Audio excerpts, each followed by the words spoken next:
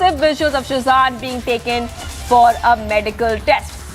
At the same time as the investigation into Tunisha death case progresses further, the deceased actor's mother and maternal uncle will record their statements to the police station.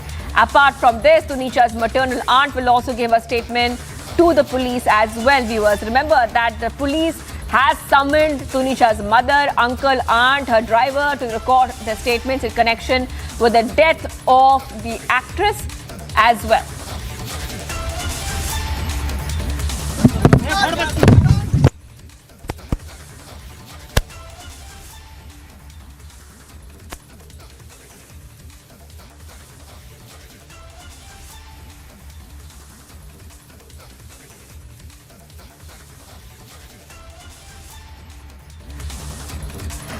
Viewers, we continue to be live and breaking right now. Accused Sheezan taken for a medical test. We'll track every development coming in. Time for a very short break. We continue getting you the top updates and we are live and breaking. Stay tuned.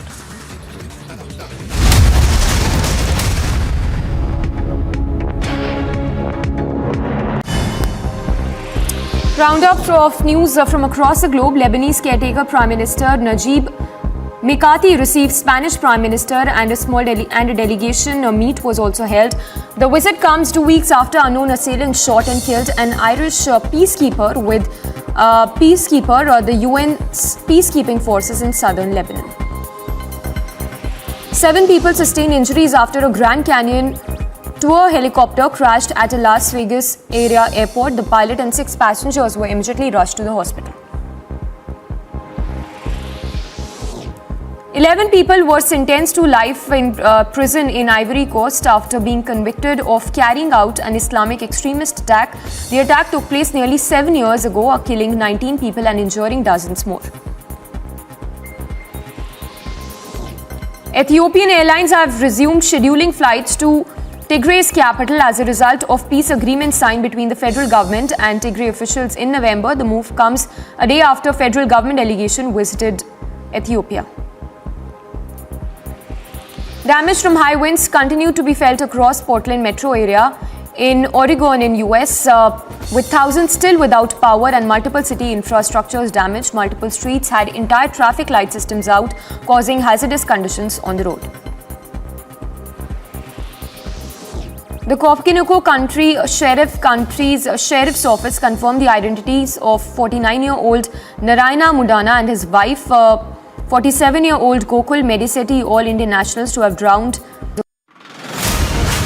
Yesterday, in this very place of the Sidra, this encounter took place. This is the truck in which those terrorists were traveling. This grass they were carrying in, and this is the kathua made. So it possibly suggests that they loaded this truck from the kathua area, and somewhat there only the terrorists transferred or shifted to this consignment. But they gathered and they entered this truck only somewhere near Kathua.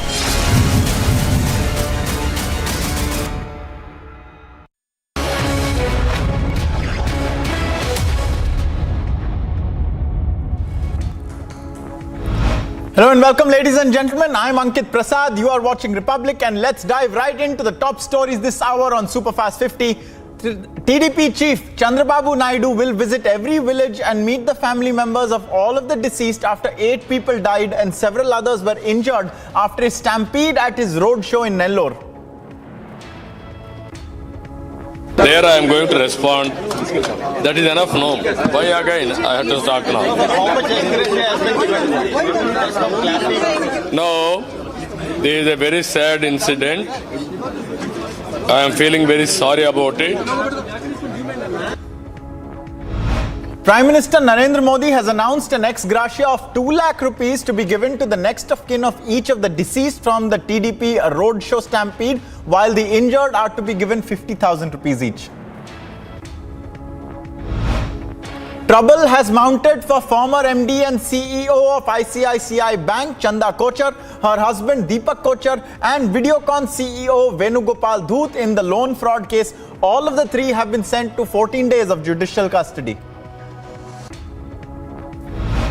The NIA has raided the residences of several second-tier leaders of the banned Popular Front of India across Kerala. Inputs claim that the second rung of the PFI leadership was regrouping and an attempt was being made to circumvent the ban on the organization imposed by the Home Affairs Ministry. Today's raids are a mop-up operation to prevent any future resurfacing of the PFI in any other form. The CRPF has replied to Congress leader Rahul Gandhi, stating that security arrangements had been fully made for his Bharat Jodo Yatra as per the guidelines. Advisories based on threat assessment have been issued by the Home Affairs Ministry to all of the stakeholders concerned, including the state governments, the CRPF said, adding that advanced security liaison is also undertaken for every visit. More than 21 statements have been recorded by the Walif police in the Tunisha suicide case.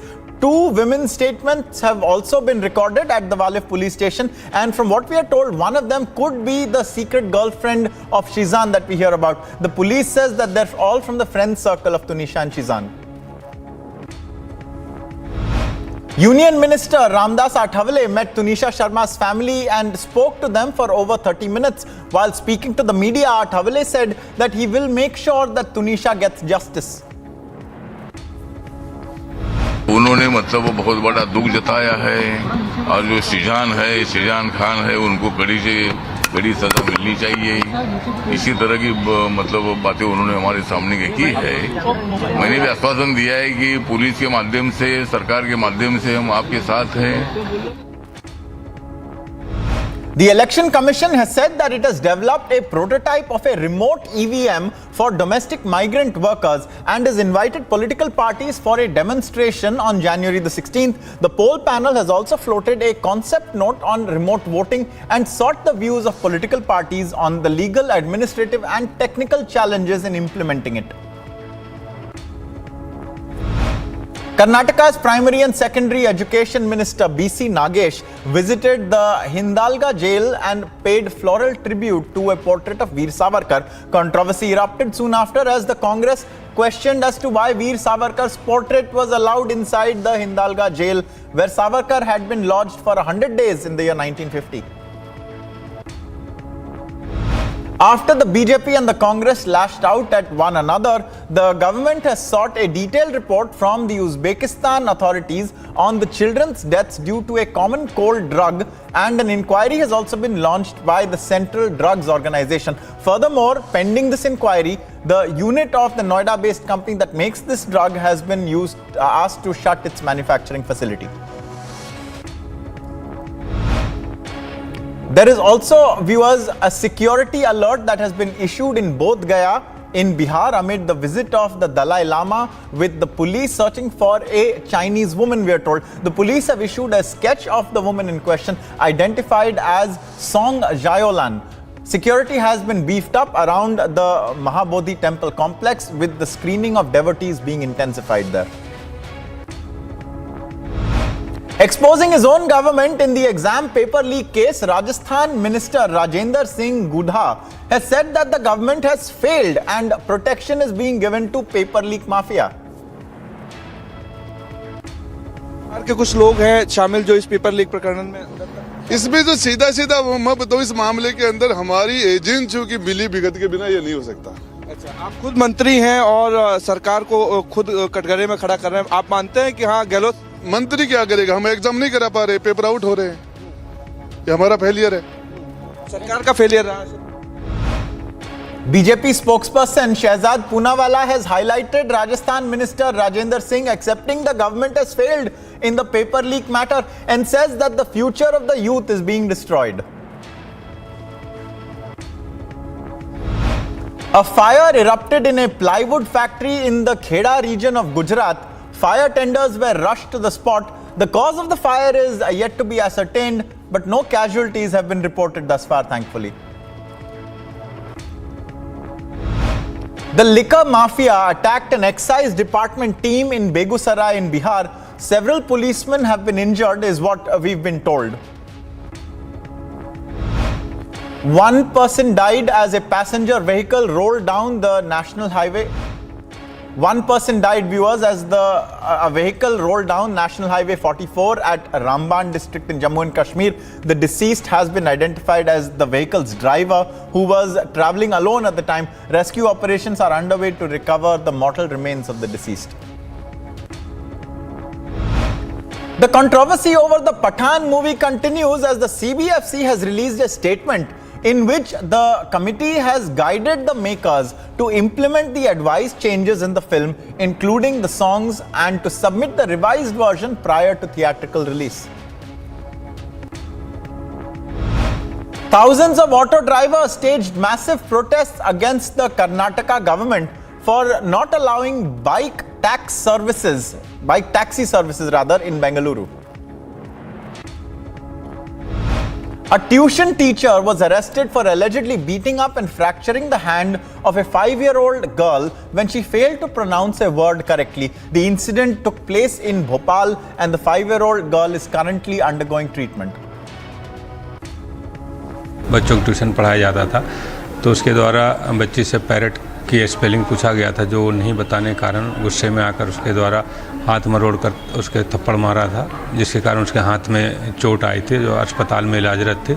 Report पर से धारा 75 JJ act एवं 323 IPC का अपराध प्रकरण पंजीबद्ध किया था और प्रकरण पंजीबद्ध कर तत्काल आरोपी को अभिरक्षा में लेकर गिरफ्तारी की प्रक्रिया पूर्ण कर ली गई है। A 40-year-old widow has been brutally murdered in Pakistan's Sindh province. The murder was so barbaric that the unknown killer beheaded the woman, skinned her and cut her breast. The woman has been identified as being a member of the persecuted Hindu community in Pakistan. After the Taliban denied women and girls the right to study and work in NGOs in the country, the women's protests have increased. A number of women in Badalakshan said that they want to cancel all orders of the Taliban against women. Female students in Afghanistan were seen encouraging male students to walk out of their university exams in protest against the Taliban's decision to ban women and girls from universities. Even in the streets, Afghan girls were seen facing the Taliban head-on. Male students in universities stood in solidarity with the Afghan women and girl protesters. Male students refused to take exams in many cases, and male teachers also resigned from their posts to join the protests. One university professor, and Ismail Mashal, tore up his bachelor's degree and master's degree on live TV in response to the latest Taliban decrees in protest against the Taliban banning women from schools and universities. Women and girls in Afghanistan, as they took to the streets in protest against the Taliban's ban on girls' education, could be seen raising slogans against the regressive Talibani regime. Water cannons were used on protesters as women and girls in Afghanistan took to the streets fighting for their rights to education, as well as the Taliban tried to hit back. The protests in Afghanistan against the Talibani regime are taking many forms. A girl protester was seen burning the photo of the education minister of the Taliban administration. Talibani goons, meanwhile, were seen beating and humiliating a girl student who had staged a protest. A Taliban gunman was also seen in the video threatening the girl protester. At least 10 people have died and 30 more are injured as firefighters tackled a huge fire at a hotel in Cambodia. Video footage shared online showed the massive complex on fire, with people seen jumping from the 5th floor of the hotel. Neighboring Thailand sent fire trucks to Cambodia to help fight the blaze in a hotel casino. 360 emergency personnel and 11 fire trucks were sent to the search and rescue operation for looking for more of the victims in the fire. The Turkish, Syrian and Russian defense ministers held talks in Moscow. It was the first ministerial level meeting between Turkey and Syria since the start of the Syrian conflict 11 years ago. As many in Ukraine face winter without heat, Ukraine's President Volodymyr Zelensky has accused Russia of energy terrorism. After recovering from the deadly storm, normal life is back in Buffalo, New York. The Buffalo mayor has announced that the travel ban in the city will be lifted soon and that Buffalo City Hall will also open soon. In regards to the storm cleanup, significant progress, we are told, has been made on the main streets. Lebanon's caretaker Prime Minister Najib Mikati received Spanish Prime Minister Pedro Sanchez and a small delegation meet was also held. The visit comes 2 weeks after unknown assailants shot and killed an Irish peacekeeper with the UNIFIL, the UN's peacekeeping forces in southern Lebanon. 7 people sustained injuries after a Grand Canyon tour helicopter crashed at a Las Vegas area airport. The pilot and 6 passengers were immediately rushed to the hospital. 11 people were sentenced to life imprisonment in Ivory Coast after being convicted of carrying out an Islamic extremist attack, we are told. The attack took place nearly 7 years ago, killing 19 people and injuring dozens more. Ethiopian Airlines have resumed scheduled flights to Tigray's capital Mekele as the result of a peace agreement signed between the federal government and Tigray officials in November.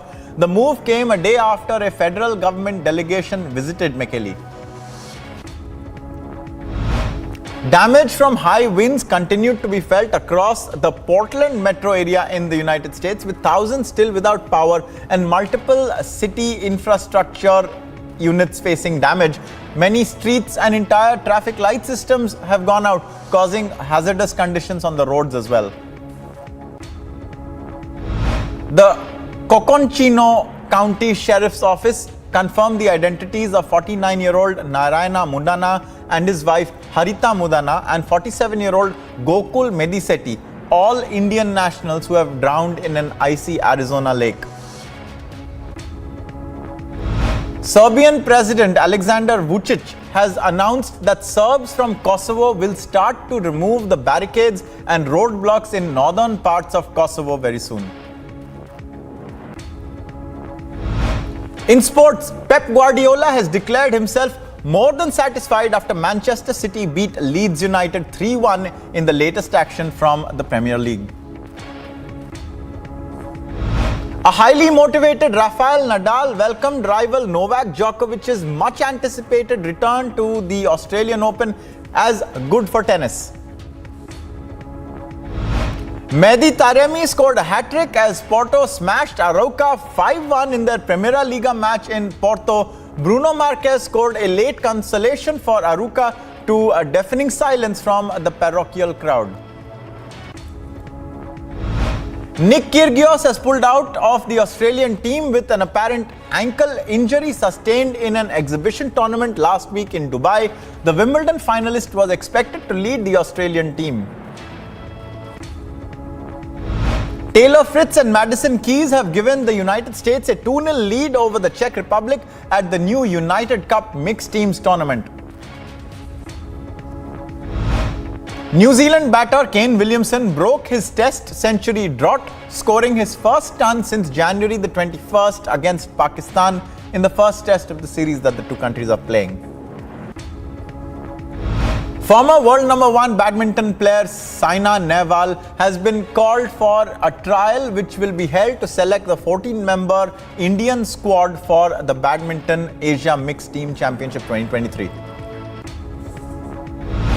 Australian all-rounder Cameron Green, who suffered an injury during the second Test against South Africa, is targeting a return to the side during the Border Gavaskar Trophy against India next year. Pakistan has recalled its batter Sharjeel Khan into the ODI team after 5 years, with the new interim chief selector Shahid Afridi naming as many as 6 uncapped players in the 21-man probable list for the upcoming series against New Zealand. And in relation to the Khelo India Youth Games 2022, men's under-18 qualifiers in Bhubaneswar in Odisha have reached the semi-final stage, with the final 4 teams set to take to the field in their respective semi-final battles.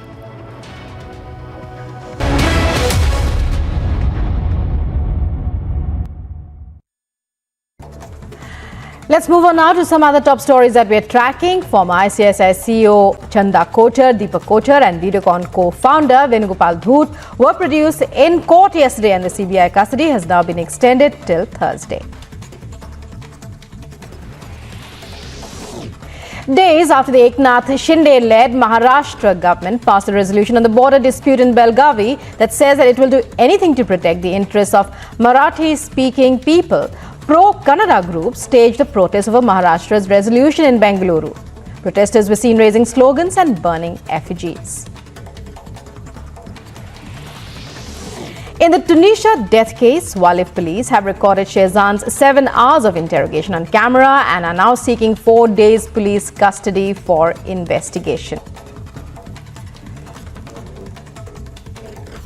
Walif police are investigating WhatsApp chats between Tunisha and Sheezan. The chat is of 250 to 300 pages, and police are looking for the reason for the breakup. Meanwhile, police have also put its focus on deleted WhatsApp with an accused secret girlfriend. Walif police will write a letter to WhatsApp to retrieve this chat as well. Produce Sheezan Khan to the court, and police demanded 5 days custodies. We consent that 2 days custodies. That court granted. But the question is, police has also got some important evidences regards to WhatsApp chats, 250 to 300.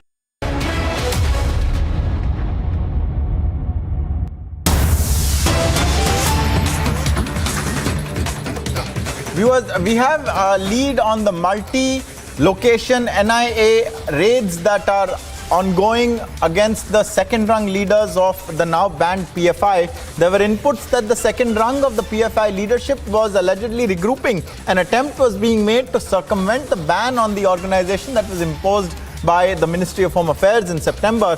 And the raids today are a way to mop up and prevent any future resurfacing of the PFI in any other form. NIA raids ongoing in Kerala, and we have Aswin joining us for more. Aswin, what is the scale of these raids? What is this second rung leadership, and what were they attempting to do?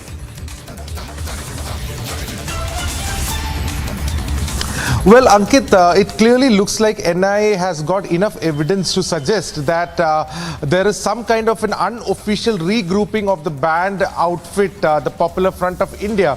And that is why its second-rung leaders, the homes of these second-rung leaders of the Popular Front of India were raided by the NIA today.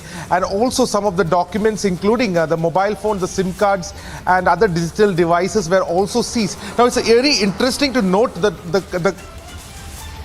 it's also interesting to note the kind of people who have been targeted. It includes physical trainers, it includes zonal heads and all that. In all, put it shortly, critical members of the PFI were raided. Stay tuned to Republic TV. We'll bring you all the latest updates on this raid after the break. Stay tuned. Amity has been ranked India's #1 private university for the 10th year by India Today, a testimony to Amity's world-class education whilst imbibing values and sanskars in students. Roundup of news from across the globe. Lebanese caretaker Prime Minister Najib Mikati received Spanish Prime Minister and a delegation meet was also held. The visit comes 2 weeks after unknown assailants shot and killed an Irish peacekeeper with the UN's peacekeeping forces in southern Lebanon. 7 people sustained injuries after a Grand Canyon tour helicopter crashed at a Las Vegas area airport. The pilot and 6 passengers were immediately rushed to the hospital. 11 people were sentenced to life in prison in Ivory Coast after being convicted of carrying out an Islamic extremist attack. The attack took place nearly 7 years ago, killing 19 people and injuring dozens more. Ethiopian Airlines have resumed scheduling flights to Tigray's capital as a result of peace agreement signed between the federal government and Tigray officials in November. The move comes a day after federal government delegation visited Ethiopia. Damage from high winds continued to be felt across Portland metro area in Oregon in US. Viewers, we have a breaking update coming in with regards to people flying into India. The RT-PCR test has been made mandatory for flyers who are coming to India from China, from Hong Kong, from Japan, South Korea, Singapore and Thailand. This will be in effect from the 1st of January 2023. They will have to upload their reports on the Air Suvidha portal before they travel. So the Air Suvidha portal is being brought back for people who are flying in from these places. There you can see the tweet in front of you by the Health Minister Mansukh Mandavia. The RT-PCR test has been made mandatory for flyers coming from China, Hong Kong, Japan, South Korea, Singapore and Thailand, where cases are rising. We'll tell you more after a short break. Viewers, stay with us on Republic.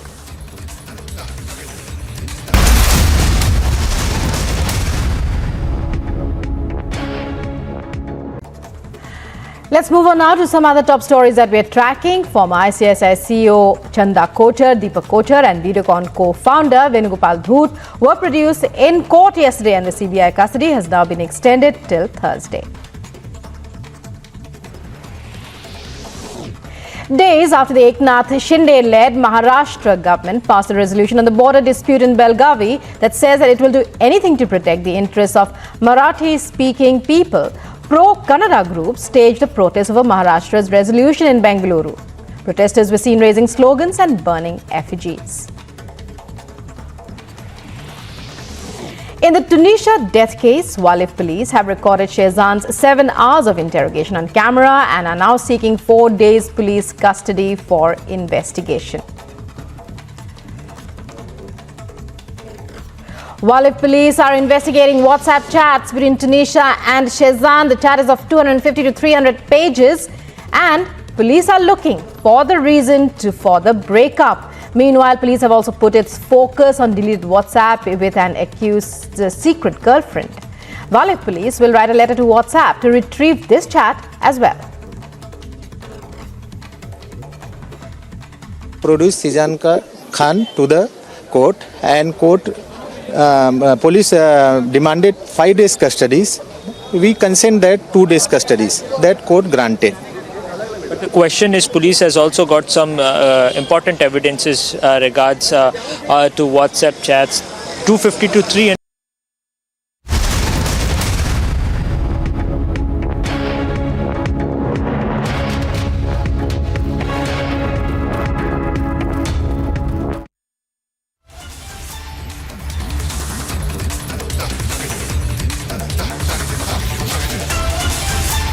So viewers, just a short while ago, we told you how the RT-PCR test and upload of the same has been made mandatory for travelers from China. We have Madhurima joining us for more on this. Madhurima, what is the latest guideline and what is its impact?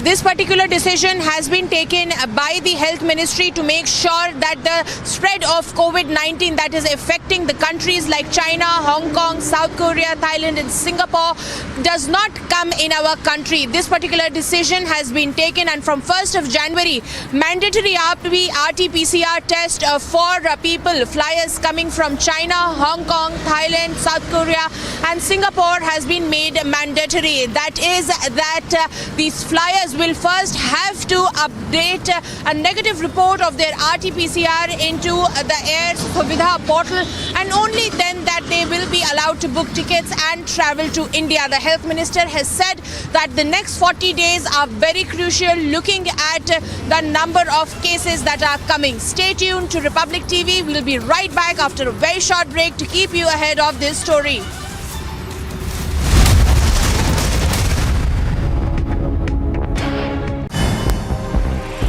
Roundup of news from across the globe. Lebanese caretaker Prime Minister Najib Mikati received Spanish Prime Minister and a delegation. A meet was also held.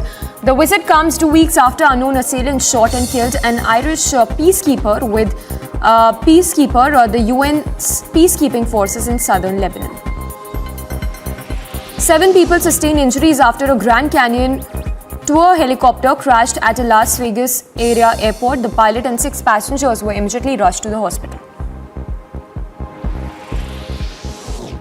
11 people were sentenced to life in prison in Ivory Coast after being convicted of carrying out an Islamic extremist attack. The attack took place nearly 7 years ago, killing 19 people and injuring dozens more. Ethiopian Airlines have resumed scheduling flights to Tigray's capital as a result of peace agreements signed between the federal government and Tigray officials in November. The move comes a day after federal government delegation visited Ethiopia. Damage from high winds continued to be felt across Portland metro area in Oregon in US, with thousands still without power and multiple city infrastructures damaged. Multiple streets had entire traffic light systems out, causing hazardous conditions on the road. The Coconino County's sheriff's office confirmed the identities of 49-year-old Narayana Mudana and his wife.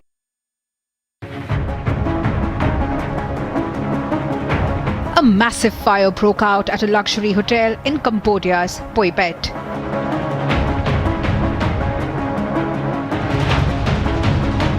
Plumes of thick black smoke were seen as the fire engulfed the hotel.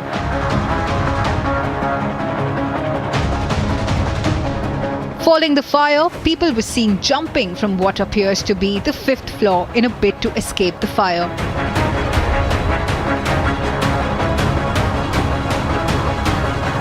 At least 10 people have been reported dead, while 30 others have suffered injuries.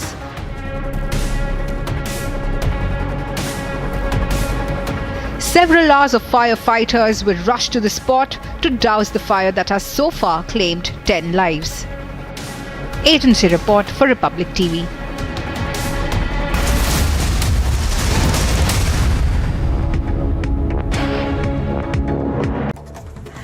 Let's move on now to some other top stories that we're tracking. Former ICICI CEO Chanda Kochar, Deepak Kochar and Videocon co-founder Venugopal Dhoot were produced in court yesterday, and the CBI custody has now been extended till Thursday.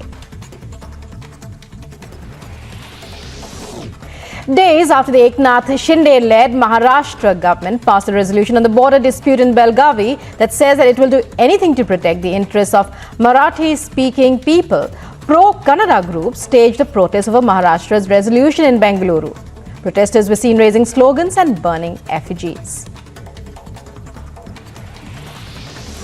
In the Tunisha death case, Walif police have recorded Sheezan's 7 hours of interrogation on camera and are now seeking 4 days police custody for investigation.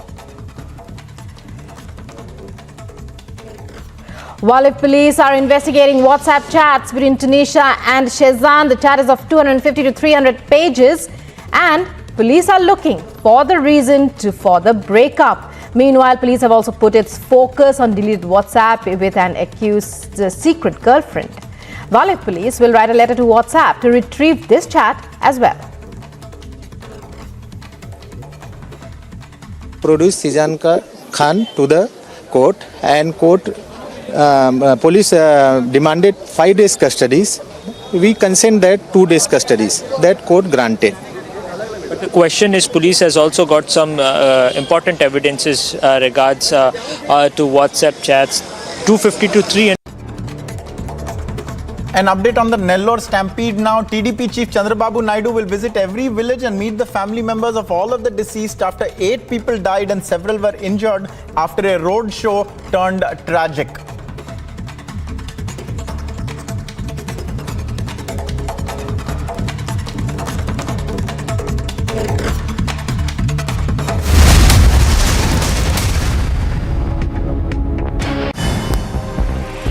Roundup of news from across the globe. Lebanese caretaker Prime Minister Najib Mikati received Spanish Prime Minister and a delegation meet was also held.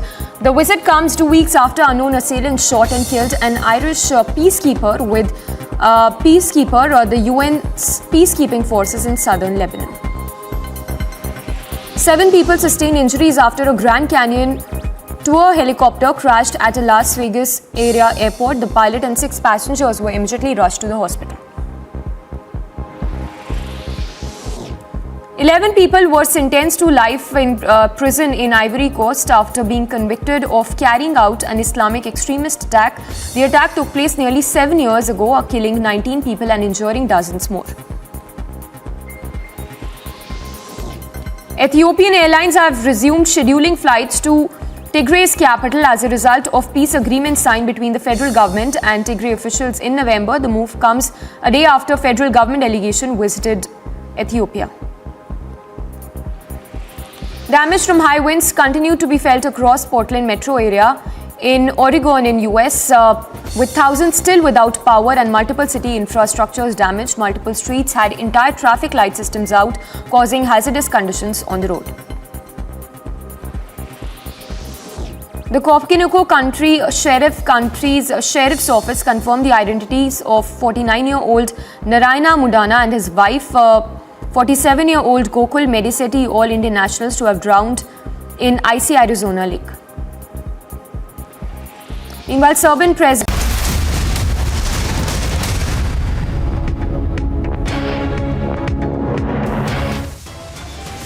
TMC stokes a fresh controversy, claiming a SAM seeking data on churches. It's now seeking a foreign intervention.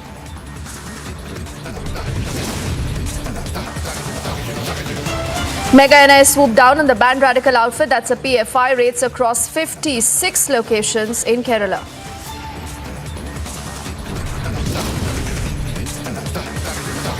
"18 children are dead in Uzbekistan." The Congress linking all these deaths to the Made in India cough syrup. The government hitting right back.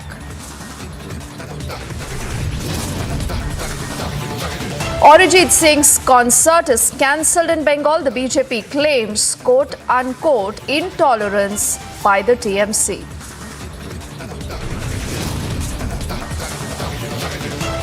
There is no end to park atrocities. A Hindu woman is caned, chopped and beheaded in the Sindh province.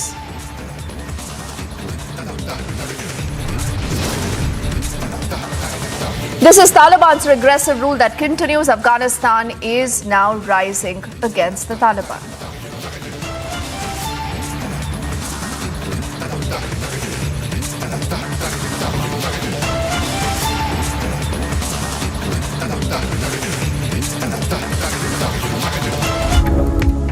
A very good afternoon and thank you for staying with us on Republic. I am Deepthi Sachdeva. We begin this edition of the news with a story that has grabbed a lot of headlines, a story also that has seen a fair amount of controversy. This is about the Made in India cough syrup that India, essentially, remember, as an aid, has sent into a number of countries. One of them is Uzbekistan.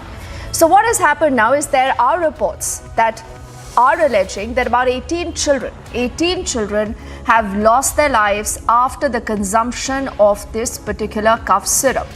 Now, right now, we do know that the Union Health Ministry already has ordered an inquiry into this entire episode and they want to get down to the bottom of this. But the Congress party, absolutely wasting no time, has hit out and they say first 70 kids in Gambia and about 18 children in Uzbekistan. They go on to say that this is the reality of Made in India. The BJP has hit back.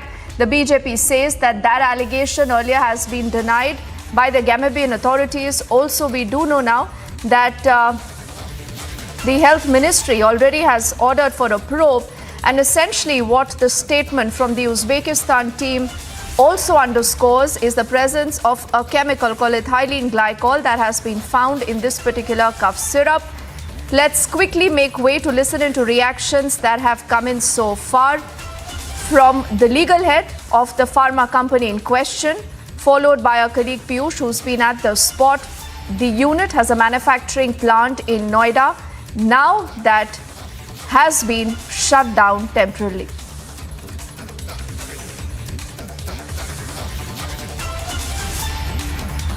तो हमें भी अफसोस है, कहते हैं अब किस वजह से डेथ हुआ, अभी जो है गवर्नमेंट यहाँ इंक्वायरी कर रही है, अंडर इन्वेस्टिगेशन है। जो रिपोर्ट आएगी उसके बाद जो है रिपोर्ट आने के बाद जो है सही चीजें मालूम होंगी। हमारी तरफ से कोई प्रॉब्लम नहीं है। हमने पहले भी देखा था कि जामिया में भी 70 बच्चों की डेथ हुई थी आप ही की दवाई से, लेकिन नहीं हमारे मेडिसिन नहीं थे कोई, जो है तो जामिया वाले कोई इशू नहीं है।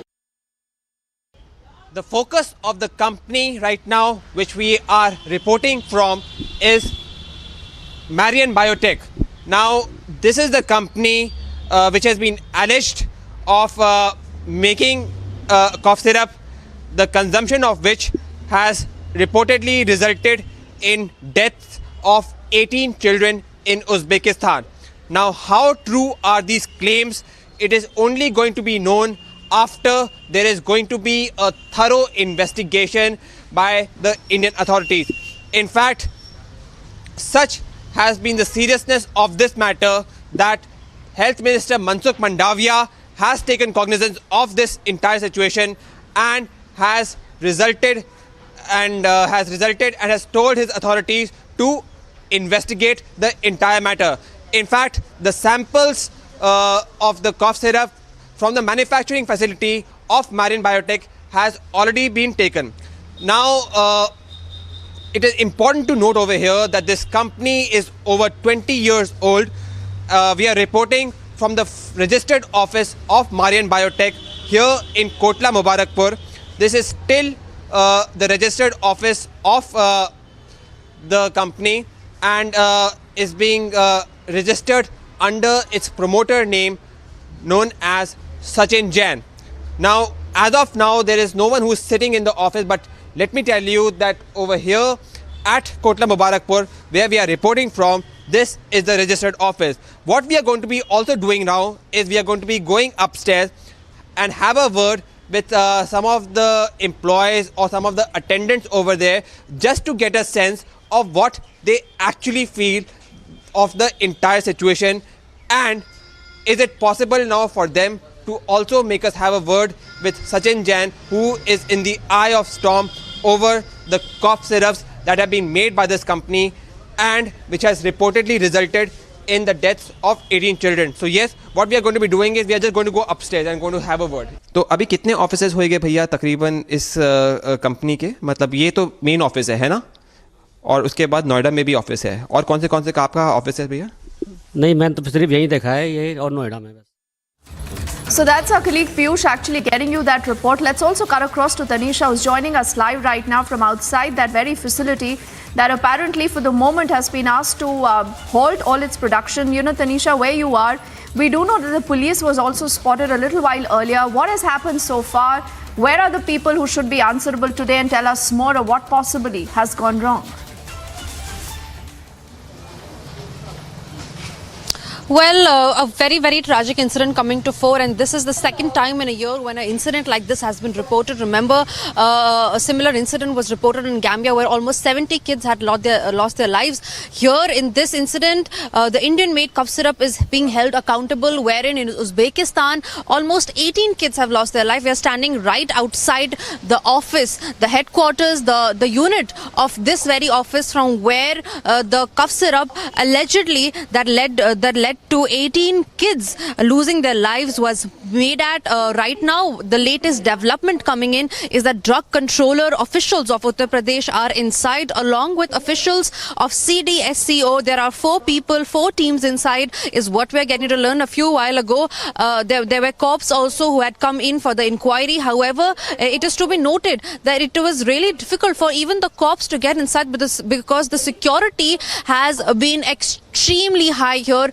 The security guards of this very company are not allowing anybody to get inside, even for the matter of fact, if it is even the cops, as to say. Now what we're getting to know is that there could be 2 reasons behind how and why the kids could have lost their lives. Number 1, the reports are claiming that it is because of the overdosage of this medicine, because it is said that the medicine was given to them almost 2.5 to 5 ml 3 to 4 times a day for 7 days, which is not the permissible amount that should be given to the kids. Also, what we are getting to know is that it was the medicine was given without the advice of the doctor. So clearly, medical negligence could be one of the reasons. The other reason that we are getting to know is the presence of ethylene glycol, as you were telling, the toxic substance that could have been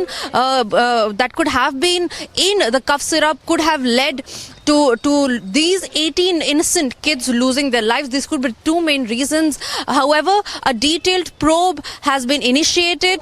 The samples of that very cough syrup has been sent to the Chandigarh laboratory, where the reports will come out, and we'll get to know if that very toxic substance called ethylene glycol was actually there inside the cough syrup or not. All right, Tanisha, it's a very, very important story, but unfortunately, as always, we see a lot of politics being played on it, and I think that is the problem, because no one knows the facts yet. There is an investigation that's underway, so we all must wait for that report to actually tell us what possibly has gone wrong. But we'll track that story. Thank you so much for getting us that input from the Delhi NCR region. That's in Noida, where the manufacturing unit, remember, for the moment has been asked to halt all production of this particular cough syrup. As we move on, let's get you more details of what's also happening in the state of Kerala, where we have seen NI raids. Ashwin getting us the next report.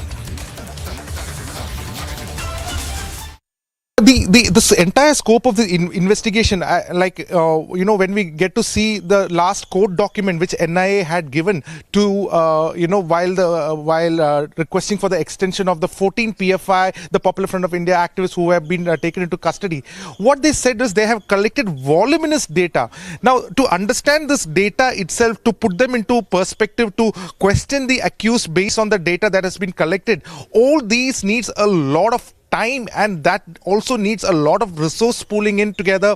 The kind of digital evidences that has been gathered, what they essentially say is that the prima facie, the digital evidences that has been gathered as part of the investigation suggests that there has been more conspiracies that has been has happened under the umbrella of the Popular Front of India. Number two, they have also stated there is also a secret system within the Popular Front which they target people where they keep people under different targets. We are into a break right now. When we come back, the TMC is stoking a fresh controversy, claiming that Assam is seeking data on churches. They now are looking for a foreign intervention.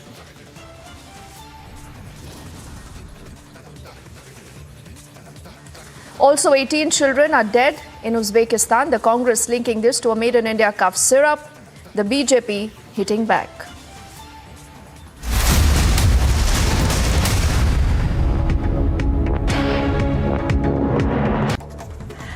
Let's move on now to some other top stories that we're tracking. Former ICICI CEO Chanda Kochar, Deepak Kochar and Videocon co-founder Venugopal Dhoot were produced in court yesterday, and the CBI custody has now been extended till Thursday. Days after the Eknath Shinde-led Maharashtra government passed a resolution on the border dispute in Belgavi that says that it will do anything to protect the interests of Marathi-speaking people, pro-Kannada groups staged a protest over Maharashtra's resolution in Bengaluru. Protesters were seen raising slogans and burning effigies. In the Tunisha death case, Walif police have recorded Sheezan's 7 hours of interrogation on camera and are now seeking 4 days police custody for investigation. Walif police are investigating WhatsApp chats between Tunisha and Sheezan. The chat is of 250 to 300 pages, and police are looking for the reason for the breakup. Meanwhile, police have also put its focus on deleted WhatsApp with an accused's secret girlfriend. Walif police will write a letter to WhatsApp to retrieve this chat as well. Produce Sheezan Khan to the court, and police demanded 5 days custodies. We consent that 2 days custodies. That court granted. But the question is, police has also got some important evidences regards to WhatsApp chats, 250 to 300. क्या वो postmortem जो कि काम इंसान की जाती है ये उस तरीके से नहीं की गई वही मेरे को दुख है। मैं इतना ही बोल सकता हूँ, 101 तक का वो मर्डर है। सच्चाई बताते तो मेरे को भी दबा के छोड़ देती थी।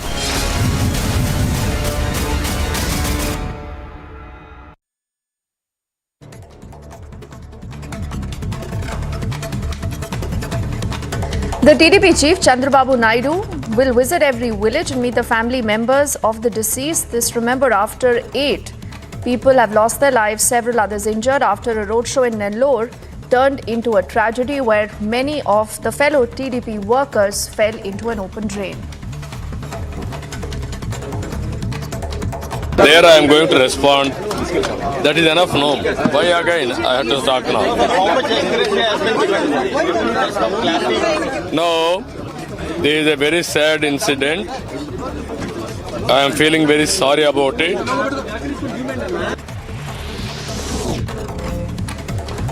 The Prime Minister has announced an ex gratia of rupees 2 lakh to the next of kin of each deceased who lost their lives in this roadshow stampede. The injured have been given a help of 50,000 rupees each.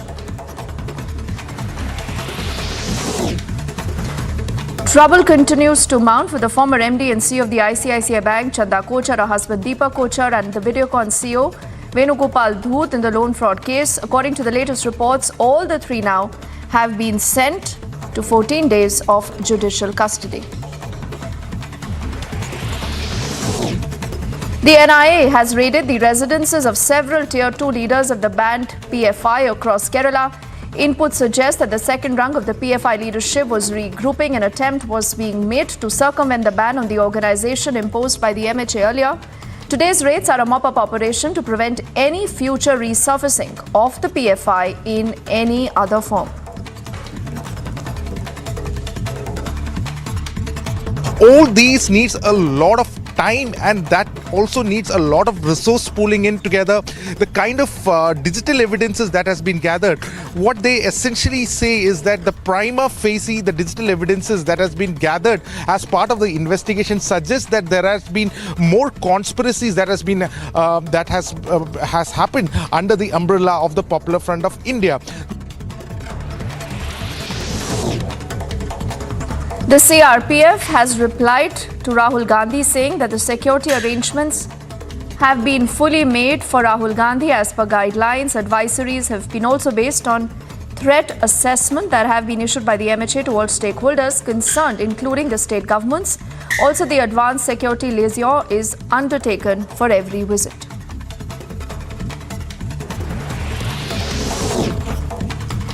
More than 21 statements already have been recorded by the Walev police in the Tunisha suicide case. 2 women's statements have also been recorded. Most likely, one of them is said to be an ex-girlfriend of Sheezan, although the police says that right now, these are only friends and acquaintances who are being quizzed. The Election Commission has said that it has developed a prototype of the remote electronic voting machine for domestic migrant workers. It has also invited political parties for a demonstration on the 16th of the next month. The poll panel has given a concept note on remote voting and also sought the views of parties on the legal, administrative and the technical challenges. Primary and the Secondary Education Minister B.C. Nagesh in Karnataka visited the Hindalga jail and paid floral tributes to a portrait of Veer Savarkar. It's a huge controversy that has erupted as the Congress has questioned this entire move. The pro-Hindu organizations have demanded that a portrait of Veer Savarkar be installed at the jail as he was there for 99 days. After the BJP and the Congress lashed out at one another, the government has sought a detailed report now from Uzbekistan on the children's death because of the drug overdose, and an inquiry has been launched by the Central Drug Organization. Furthermore, pending the inquiry, the unit already has been asked to shut down its manufacturing.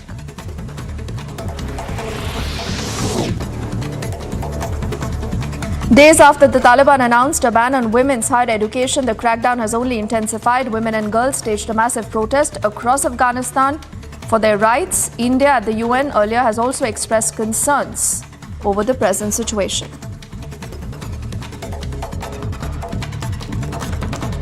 India has also noted these reports with concern.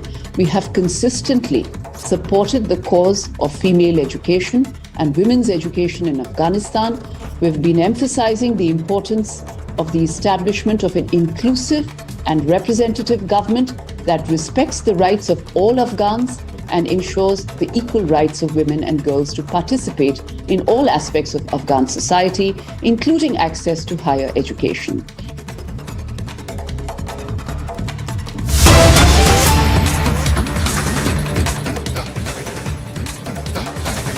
And breaking news, the Thai Smile Airways has submitted a flight disturbance incident report on a flight. In fact, a fight also that broke out this on December the 27th to the Indian Aviation Authority, and it has said that passenger on seat 37C refused to follow any safety rules. We are connecting with Madhurima shortly, but this, what you see on your screens, remember, is a video that has gone viral and something that everyone has seen. This was a fight on the Bangkok-India flight that started after this particular passenger refused to follow cruise safety instructions, is what the airline has underscored. Also, a report to the same effect now has gone out to the aviation regulator. It was a full-out brawl that broke out in the Thai Smile Airways while the plane, Madhurima, was mid-air. It was reportedly traveling from Bangkok to India. This is on December the 27th. Do we have any idea on what the report really says, and is there going to be some bit of action?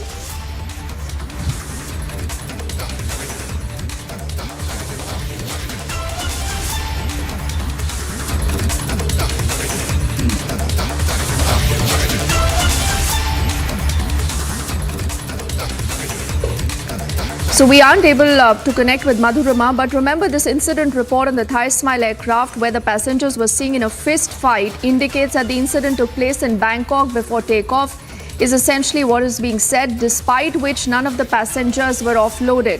Also, the passenger in the seat 37C refused to make his seat upright before the takeoff, is what the report is indicating. Other passengers complained. The crew told the captain and the flight was delayed for a short period. We'll wait and see if there is any action that follows. Yes, what we're getting to know from the sources that it was Ashaq Molvi sitting in the Pakistan who was the mastermind. Now, some sources were saying that it could possibly be that he was part of this 4 terrorists who came here, but what the agencies are informing that he was not part of it. The DNA samples of all the 4 killed terrorists have now been taken, and also one more thing that has come into force, that a total 8 big weapons, 7 AK rifles and 1 M4 rifle, assault rifle was being carried by these terrorists who have been neutralized by the security forces. 4 weapons were to be kept by them. 4 were to be handed over to the other terrorists in the Kashmir Valley, included the M4 rifle that was to be given to the some top commander of Jaish-e-Mohammed in the Kashmir Valley. But yesterday, in this very place of the Sidra, this encounter took place. This is the truck in which those terrorists were traveling, and I'll request Sarjivan to show you this bag of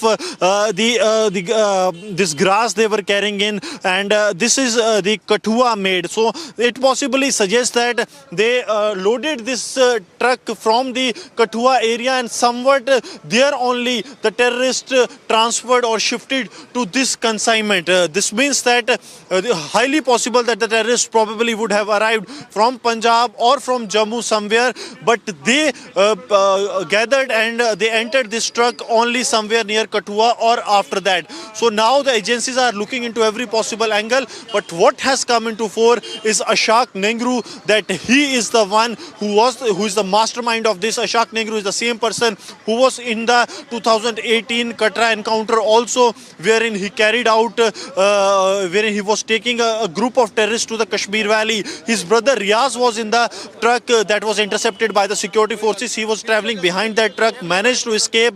In that encounter, 3 terrorists were killed, and the brother of Ashaq Nehru, Riaz Nehru, was arrested by the security forces. He is at present in the jail, and they admitted when during investigation and intercepts that the police located that 12 sorties of the terrorists, or probably 48 terrorists, were taken to the Kashmir Valley before 2018 Nagrota encounter.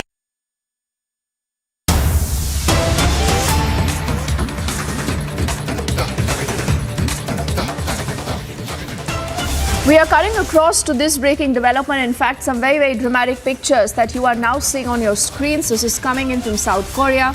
This is the city of Gwangju, where there was a massive fire reported on this expressway that you see on your screens.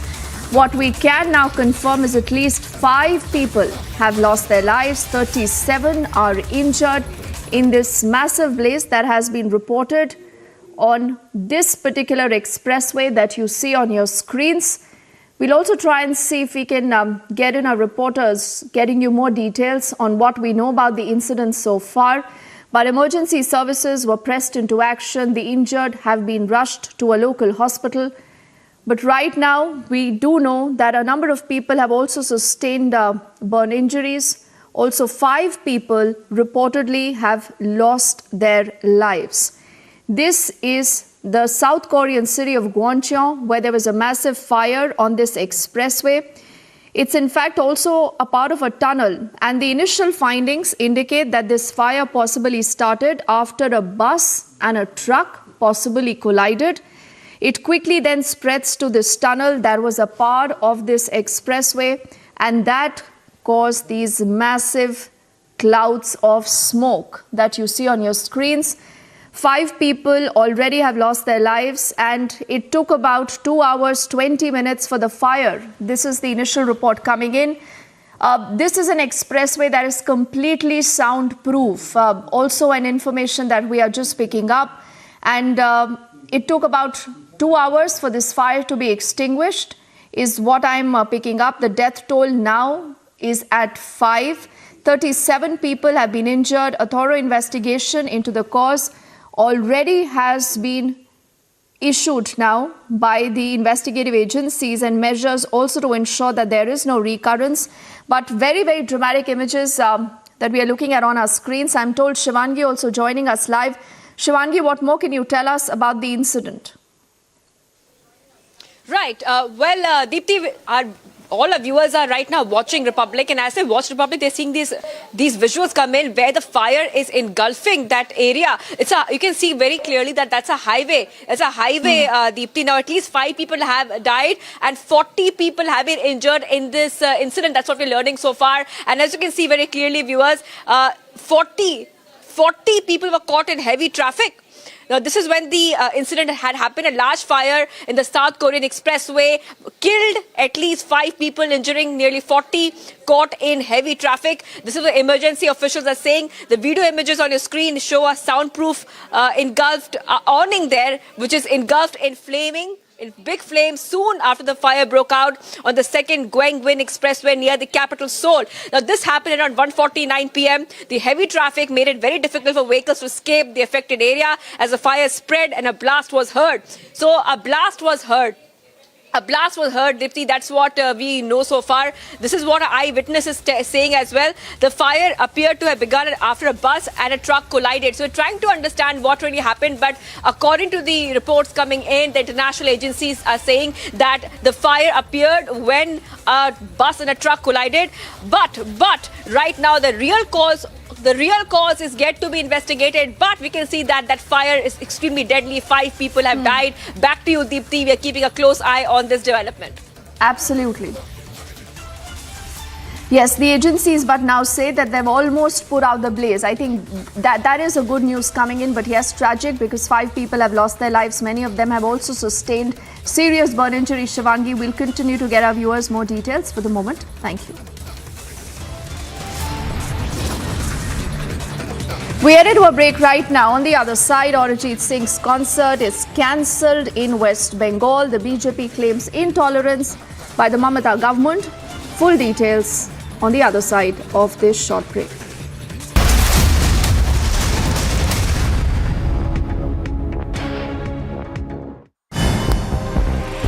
Roundup of news from across the globe. Lebanese caretaker Prime Minister Najib Mikati received Spanish Prime Minister and a delegation meet was also held.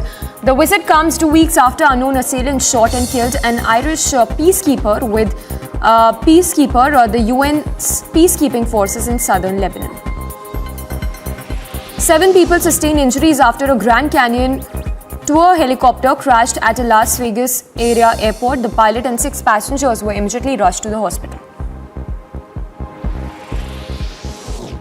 11 people were sentenced to life in prison in Ivory Coast after being convicted of carrying out an Islamic extremist attack. The attack took place nearly 7 years ago, killing 19 people and injuring dozens more. Ethiopian Airlines have resumed scheduling flights to Tigray's capital as a result of peace agreement signed between the federal government and Tigray officials in November. The move comes a day after federal government delegation visited Ethiopia.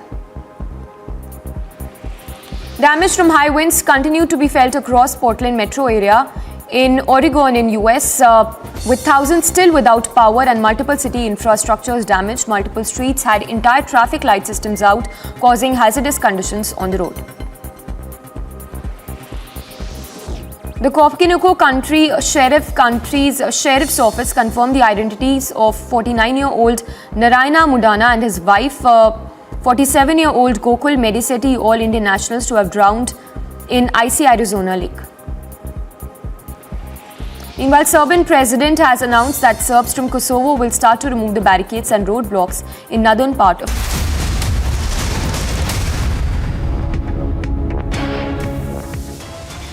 TMC strokes fresh controversy, claims Assam government wants data on churches, seeks intervention from Vatican. Mega NIA swooped down on banned radical outfit PFI, raids across 56 locations in Kerala. 18 children dead in Uzbekistan, Congress links it to Made in India cough syrup, BJP hits back. Arijit Singh's concert cancelled in Kolkata, BJP claims intolerance over his Gerua song. No end to Pakistan atrocities. Hindu woman skinned, chopped and beheaded in Sindh.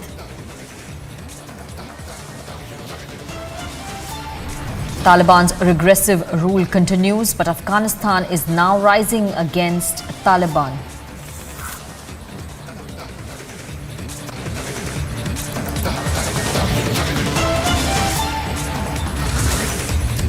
Now, there's a big controversy in Kolkata in West Bengal and a political fight between the BJP and the TMC over Arijit Singh's concert in Kolkata. Now, this concert was called off. BJP is claiming that this concert was supposed to be held in the state government auditorium has been called off because he sang the song Gerua in front of the chief minister. The TMC government there in West Bengal is hitting back. They are saying that the BJP allegation is unfounded. The show was cancelled, in fact, because of the G20 event that is supposed to take place on the same date in the same area. Let's listen in to the reactions that are coming in from the West Bengal government. আমার তো মনে হয় অরিজিৎ বাবু ভুল করে মুখ্যমন্ত্রীর সামনে গান গেয়ে ফেলেছিলেন রং দে তু মোহে গেরুয়া। এটাতেই হয়তো মুখ্যমন্ত্রীর মন খারাপ হয়েছে। উনি তো আর গেরুয়া রং পছন্দ করেন না। ওনার সামনে যদি উনি নীল সাদা বা নীলবর্ণ সিগালের গল্প শোনাতেন তাহলে হয়তো উনি প্রোগ্রাম করতে দিতেন। কারণ কেন হয়েছে তো কর্তৃপক্ষ বা সরকার বলতে পারবে, কিন্তু এটা অত্যন্ত দুর্ভাগ্যজনক। কেএফএফ আর ফিল্ম ফেস্টিভ্যাল এসব নিয়ে একটা আর্টিস্টকে আমরা দেখি না। অরিজিৎ সিং এর ওখানে যেটা হয়েছে সেটা হচ্ছে একটা G20 সম্মেলন আছে এবং ওখানে প্রচন্ডভাবে ভিড় হচ্ছে। এই সময় এরকম বড় ফাংশন করলে ল অ্যান্ড অর্ডারের প্রবলেম হতে পারে, সেই জন্য বিধাননগর পুলিশ কমিশনারেট এটা দিচ্ছেন, কিন্তু তাকে অল্টারনেটিভ জায়গা দেওয়া হয়েছে। সেক্ষেত্রে কি ওইখানে আর প্রোগ্রামটা মানে করা যাবে? ওখানে করা যাবে না। গরমকালে যদি করতে পারে, কিন্তু শীতকালে যারা টিকিট কেটেছে সেটা টিকিট কেটে না, সেটা তো অর্গানাইজার আমার কাছ থেকে তো হিটকোর থেকে বুকিংই করেনি। এবার আপনি নিজে টিকিট কেটে নিলে মুশকিল ব্যাপার। আমার কাছ থেকে বুক করবেন তো, আমি তো আপনাকে ফিজ নেব, তারপর তো বুকিং হবে। আপনি আমাকে অ্যাপ্লিকেশনও দিলেন না, আপনার মনে হলো যে ওখানে হয়ে যাবে, দিয়ে দিলেন, বা পুলিশকে পারমিশনের জন্য অ্যাপ্লাই করলেন না, তো সে দায়িত্ব তো আমার নয়। সেটা উনি ওই অর্গানাইজারকে এফআইআর করলে অর্গানাইজার অ্যারেস্ট হবে, টিকিট কি করে বিক্রি করবে। And Kishala is joining us from the Republic Bangla newsroom. He's getting us the details as to why this concert was called off and what both the sides are saying. Kishala, if you can tell our viewers when this concert was scheduled and what is the official reason this concert was called off. Have those who bought the passes been intimidated of this and about the political fight as well? Well, exactly, a big controversy regarding this Arijit Singh show that was supposed to happen at Eco Park, which is a government-owned space government-owned venue. And what we are hearing from our sources is that the whole money has been returned to the organizers, and the reason that the government is showing is that there is some programs, the G20 summit and other programs that are supposed to happen there at that venue in a few days from now. So therefore, it's not a very good option for the security that so many people will come there. However, the political opponents and the people who are connected to this show are accusing the state government of taking one kind of revenge against Arijit Singh, because he was singing a particular song which mentions in its lyrics about Gerua, which is saffron color, which is also the color of the Bharatiya Janata Party. So political people, especially the opposition, are saying that that is the reason, that because he was singing that song in front of the Chief Minister Mamata Banerjee, that's the reason that he has been removed from that particular venue and this show has been cancelled. The people who have bought the tickets, we are getting to know from our sources, are getting some kind of messages or emails that the show venue might change. And also, it's like the passes that were sold were very preliminary passes, and not many of them were sold because the venue was not confirmed by the organizers. That's what we are getting to know. So now the show will happen in some private locations. That's what we are getting to know, in some private venue in Kolkata itself, very close to the location of Kishalai, in fact, I'm sorry to interrupt you, but we are getting a press briefing from the Ministry of External Affairs. We're cutting to that. And of course, we will continue to extend all possible consular assistance in this case.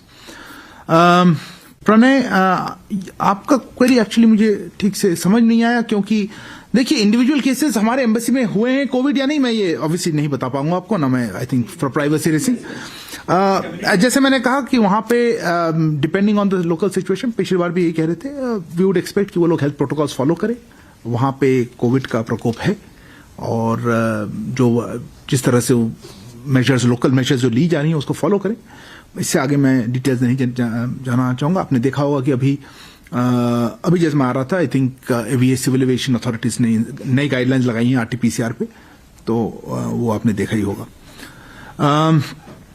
Srinjoy, regarding you asked about the Uzbekistan, again I didn't get your question. You basically did they raise it with us and that kind of story. This is of course related to the case of unfortunate deaths of some children in Uzbekistan. Look, we've seen media reports of this in this regard, of this unfortunate deaths of I think 18 children, as far as we see from the media reports.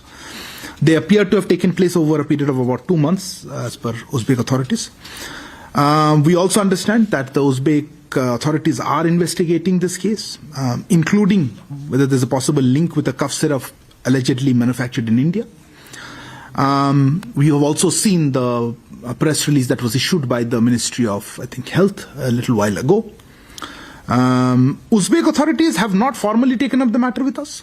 Nevertheless, our embassy has contacted the Uzbek side and is seeking further details of their own investigation. And of course, we understand that legal action has been initiated by the Uzbek authorities against some people, including the local representative of the company there. And in that context, of course, we are extending necessary consular assistance to those individuals or individuals. And of course, I could just reiterate what the Health Ministry has put out a little while ago, which was that they have been in contact between the drug regulators in Uzbekistan and here. And I understand inspection of the facilities of this company in Noida was being carried out as per protocol. And that I know they are looking into it in terms of further investigation of the cough syrup. Siddhant, as regards the comment I think you made regarding Maldives, look, you would have seen the statements issued by the government of Maldives, as well as by other political parties in Maldives, condemning this. I think it was a tweet. We have noted the government of Maldives has taken swift action and the matter is being investigated. Our High Commission there is in close contact with the government of Maldives. And of course, on the security side, is taking necessary precautionary measures. I think I'll stop there and take next round of questions. Sorry, who are I missing in the first round? Both of you. Yeah, please go ahead. I'll come back to you. Sir मेरा सवाल So that was the statement, an official statement coming from the Ministry of External Affairs over the reports of deaths of 18 children in Uzbekistan, which Uzbekistan claims has been after they consumed a made-in-India cough syrup. Over a period of few months is what we are getting to know. What the Uzbekistan statement had also said that this syrup was in fact consumed without a doctor's prescription. An investigation has been launched, and we also have a reaction coming in from the legal head of the manufacturers of this medicine. Let's listen in.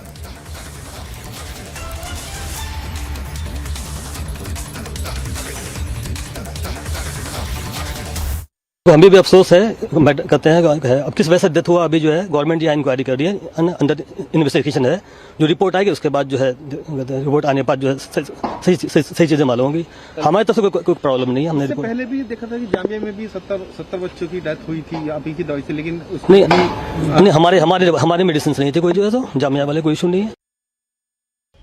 The focus of the company right now, which we are reporting from, is Marian Biotech. Now, this is the company which has been alleged of making cough syrup, the consumption of which has reportedly resulted in deaths of 18 children in Uzbekistan. Now, how true are these claims? It is only going to be known after there is going to be a thorough investigation by the Indian authorities. In fact, such has been the seriousness of this matter that Health Minister Mansukh Mandavia has taken cognizance of this entire situation and has resulted and has told his authorities to investigate the entire matter. In fact, the samples of the cough syrup from the manufacturing facility of Marian Biotech has already been taken. Now, it is important to note over here that this company is over 20 years old. We are reporting from the registered office of Marian Biotech here in Kotla Mubarakpur. This is still the registered office of the company and is being registered under its promoter name known as Sachin Jain. Now, as of now, there is no one who is sitting in the office, but let me tell you that over here at Kotla Mubarakpur, where we are reporting from, this is the registered office. What we are going to be also doing now is we are going to be going upstairs and have a word with some of the employees or some of the attendants over there, just to get a sense of what they actually feel of the entire situation, and is it possible now for them to also make us have a word with Sachin Jain, who is in the eye of storm over the cough syrups that have been made by this company and which has reportedly resulted in the deaths of 18 children. So yes, what we are going to be doing is we are just going to go upstairs and going to have a word. तो अभी कितने offices होंगे भैया तकरीबन इस company के? मतलब ये तो मेन ऑफिस है ना, और उसके बाद नोएडा में भी ऑफिस है, और कौन से का आपका ऑफिस है भैया? नहीं, मैंने तो सिर्फ यही देखा है, ये और नोएडा में बस एक। इसकी मैन्युफैक्चरिंग फैसिलिटी कहाँ पे है? आप बताना नहीं चाहते? नहीं, मुझे नहीं पता। नहीं, अच्छा, आप बताना नहीं चाहते? नहीं, मुझे आइडिया में तो यहीं ज्वाइन हुआ हूँ, 5 महीने हुए। अच्छा, हाँ। सर, आपको मालूम है इस कंपनी के साथ क्या हुआ है? मेरे ख्याल से आपको नहीं सर, मुझे नहीं पता। नहीं, मुझे नहीं पता। तो जैन साहब यहाँ पे नहीं आते? मेरे सामने तो 5 महीने से तो आए नहीं अभी। 5 महीने हो गए। 5 महीने हैं तो अरे। और कौन कौन है जैन साहब के अलावा जो इस कंपनी में प्रोमोटर्स है? कौन कौन है बड़े? मुझे आइडिया नहीं है, देखो। अच्छा, हाँ। सर, मेडिसिन के अलावा और क्या क्या बनाती है ये कंपनी? नहीं, मुझे आइडिया नहीं है सर, देखो इस बारे में। And Tunisha is joining us live on this broadcast. She's reporting from one of the manufacturing plants of this medicine in Noida. Tunisha, have you gotten in touch with the authorities there, with the spokesperson of this pharmaceutical, and have you managed to get a statement from them? Well, Sanika, so far no statement has been given out by the authorities here or the officials here. Sameer Jain, remember, the MD of this very company, his number is not reachable. He might have gone incommunicado after all of this is happening, but we are getting to learn that a statement will be issued soon. But all of this will be done soon after the reports are out now. Reports about what?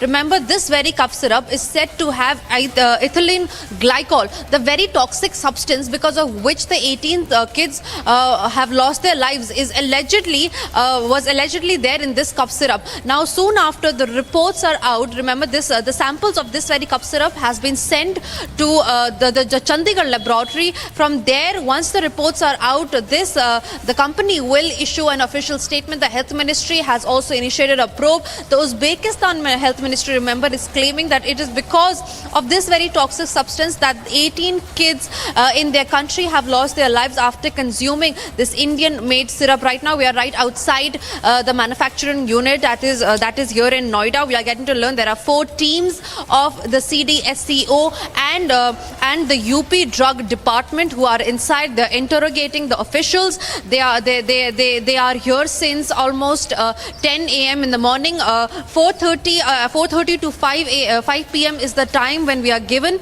that they will come out, will give a statement. Remember, the officials have been inside since a very, very long time. They have been interrogating the concerned employees of this very organization. A few hours ago, there were cops also who had come inside. However, the visit was for only 5 to 10 minutes. The latest that is coming in is about the MEA. The MEA, remember, has issued a statement where they have expressed their grief about the incident that has happened in Uzbekistan, and they have also said that the health ministry in India and Uzbekistan has launched a probe regarding the same. Now, what will be awaited? All eyes will be on that very report that will come out, that will give us a view about if the toxic substance that we're talking about, ethylene glycol, was actually present in the cough syrup, due to which 18 kids have lost their lives. But remember, this could not be the sole reason. The other reason could also be about the dosage, about the extra dosage of medicines, of this very anti-cold remedy and anti-cold medicine that was given to the kids, because it is said that the cough syrup was given without a doctor's prescription, and also dosage was exceeded. So medical negligence could also be one of the reasons because of which 18 kids have lost their lives. However, nothing is clear yet. We are still awaiting the reports which will make the situation very clear.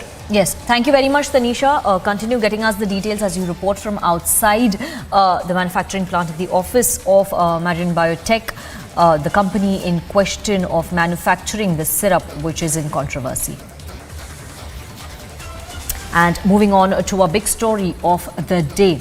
TMC has written to the Vatican, and they're claiming that Assam Intel is seeking data on churches and conversion. TMC now wants Vatican intervention, a foreign intervention in India's matters. Now, this is a letter that Republic has also accessed, TMC issuing a statement. Anirudh will be live with us as he continues to get us the facts of the case. Now, what we know so far is that there was an alleged letter of the Assam Police Intel seeking data on churches. Soon after this letter came to light, this alleged letter came to light, Chief Minister of Assam, Himanta Biswa Sarma, issued a statement denying that any such orders were given, calling that letter unwarranted and distancing the state government from the letter that was issued. Let's listen in to what Assam Chief Minister had said on the December 24th. I think we should not ask for such kind of information like how many sources in Assam. This might hurt the sentiment of a particular religious community. So we should avoid all this kind of thing. I don't know what context the SP has issued that letter, but I have already asked DGP to inquire and take corrective measure, because in Assam we want to live in peace, we want to live in harmony, and we do not want to offend the sentiment of religious sentiment of any community. So in short, I completely disassociate myself with the letter. It was never discussed in any government forum. The letter is wholly unwarranted. And as a Assamese, as a people, as a citizen of Assam, we want to live in peace, harmony with all the community. So I think DGP will take corrective measure immediately. So this was the Chief Minister of Assam, Himanta Biswa Sarma, making it clear on the 24th of December itself that no such orders were given to the police to collect any data on churches or on conversions. Yet the TMC 5 days later is writing a letter, issuing a statement and demanding foreign intervention and Vatican intervention into this entire matter.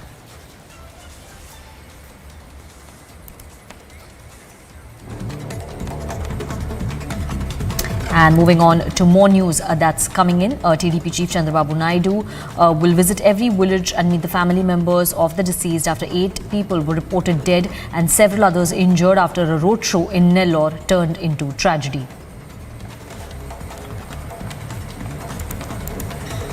There I am going to respond. That is enough, no? Why again? I have to talk now. No, there is a very sad incident. I am feeling very sorry about it. Prime Minister Narendra Modi has announced an ex gratia of 2 lakh rupees to be given to the next of kin of each deceased who lost their lives in the TDP roadshow stampede, while the injured will be given 50,000 rupees each. Trouble has mounted for former MD and CEO of ICICI Bank Chanda Kochar, her husband Deepak Kochar and Videocon founder Venugopal Doot in the loan fraud case. According to the latest reports, all 3 have been sent to 14-day judicial custody. NIA has raided the residences of several Tier 2 leaders of the banned Popular Front of India across Kerala. Inputs claim that second rung of PFI leadership was regrouping. An attempt was being made to circumvent the ban on the organisation imposed by MHA. Today's raids are a mop-up operation to prevent any future resurfacing of PFI in any other form. All these needs a lot of time, and that also needs a lot of resource pooling in together. The kind of digital evidences that has been gathered, what they essentially say is that the prima facie, the digital evidences that has been gathered as part of the investigation suggests that there has been more conspiracies that has happened under the umbrella of the Popular Front of India. CRPF now replies back to Rahul Gandhi, stating that the security arrangements have been fully made for Rahul Gandhi as per guidelines. Advisories based on threat assessment have been issued by the MHA to all stakeholders concerned, including the state government's. Advanced security liaison is also undertaken for every visit. More than 21 statements have been recorded by Maharashtra police in Tunisha suicide case. 2 women's statements have also been recorded today. One of them could most likely be the secret girlfriend of Sheezan that everybody is talking about. The Election Commission has said that it has developed a prototype of the remote electronic voting machine for domestic migrant voters and has invited political parties for a demonstration on January 16th. The poll panel has also floated a concept note on remote voting and sought the views of political parties on the legal, administrative and technical challenges in implementing it. Primary and Secondary Education Minister B.C. Nagesh visited the Hindalga jail and paid floral tributes to portrait of Veer Savarkar. Controversy has erupted as Congress has questioned as to why Veer Savarkar's portrait was allowed inside the jail. Pro-Hindu organizations have also demanded that the portrait of Veer Savarkar had to be installed in the jail as he was there for 99 days. After BJP and Congress lashed out at one another, government has sought a detailed report from Uzbekistan on children's death due to drug overdose, and an inquiry has been launched by Central Drugs Organization. Pending an inquiry, the unit asked to shut its manufacturing facility. Days after Taliban announced ban on women's higher education, the crackdown has only intensified. Women and girls staged massive protests across Afghanistan for their rights. Furthermore, India at the UN has also expressed concerns over the ban of women's basic rights. India has also noted these reports with concern. We have consistently supported the cause of female education and women's education in Afghanistan. We've been emphasizing the importance of the establishment of an inclusive and representative government that respects the rights of all Afghans and ensures the equal rights of women and girls to participate in all aspects of Afghan society, including access to higher education. Yes, what we're getting to know from the sources that it was Ashaq Molvi sitting in the Pakistan who was the mastermind. Now, some sources were saying that it could possibly be that he was part of this 4 terrorists who came here, but what the agencies are informing that he was not part of it. The DNA samples of all the 4 killed terrorists have now been taken, and also one more thing that has come into fore, that the total 8 big weapons, 7 AK rifles and 1 M4 rifle, assault rifle was being carried by these terrorists who have been utilized by the security forces. 4 weapons were to be kept by them, 4 were to be handed over to the other terrorists in the Kashmir Valley, included the M4 rifle that was to be given to the some top commander of Jaish-e-Mohammed in the Kashmir Valley. But yesterday, in this very place of the Sidra, this encounter took place. This is the truck in which those terrorists were traveling, and I'll request Sarjivan to show you this bag of this grass they were carrying in, and this is the kathua made. So it possibly suggests that they loaded this truck from the Kathua area, and somewhat there only the terrorists transferred or shifted to this consignment. This means that highly possible that the terrorists probably would have arrived from Punjab or from Jammu somewhere, but they gathered and they entered this truck only somewhere near Kathua or after that. So now the agencies are looking into every possible angle, but what has come into fore is Ashaq Nehru, that he is the one who is the mastermind of this. Ashaq Nehru is the same person who was in the 2018 Katra encounter also, wherein he carried out, wherein he was taking a group of terrorists to the Kashmir Valley. His brother Riaz was in the truck that was intercepted by the security forces. He was traveling behind that truck, managed to escape. In that encounter, 3 terrorists were killed, and the brother of Ashaq Nehru, Riaz Nehru, was arrested by the security forces. He is at present in the jail, and they admitted when during investigation and intercepts that the police located that 12 sorties of the terrorists, or probably 48 terrorists, were taken to the Kashmir Valley before 2018 Nagrota encounter. 10 people have died and 30 more injured as firefighters tackle a huge fire at a hotel in Cambodia. Video footage shared online showed the massive complex on fire, showing people jumping from the 5th floor of the hotel.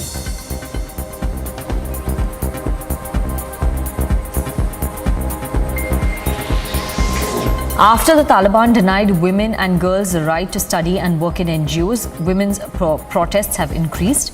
A number of women in Afghanistan said that they want to cancel all orders of the Taliban against women.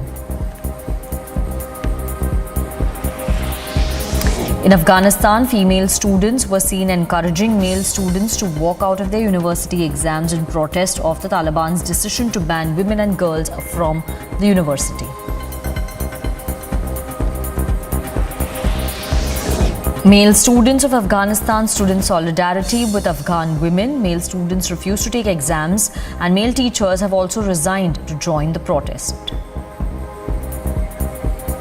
University Professor Ismail Mashal presented his bachelor's and master's degree on live television in response to the latest Taliban decrees. University professor tore up his academic degrees live on TV in protest against Taliban.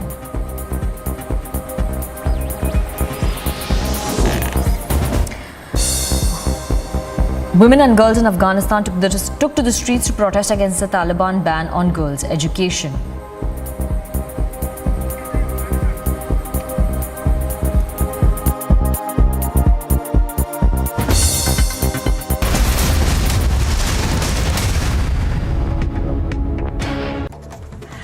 Let's move on now to some other top stories that we're tracking. Former ICICI CEO Chanda Kochar, Deepak Kochar and Videocon co-founder Venugopal Dhoot were produced in court yesterday, and the CBI custody has now been extended till Thursday.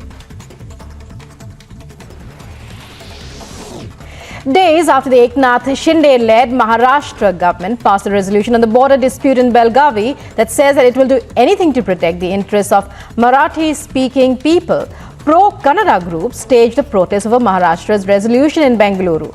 Protesters were seen raising slogans and burning effigies.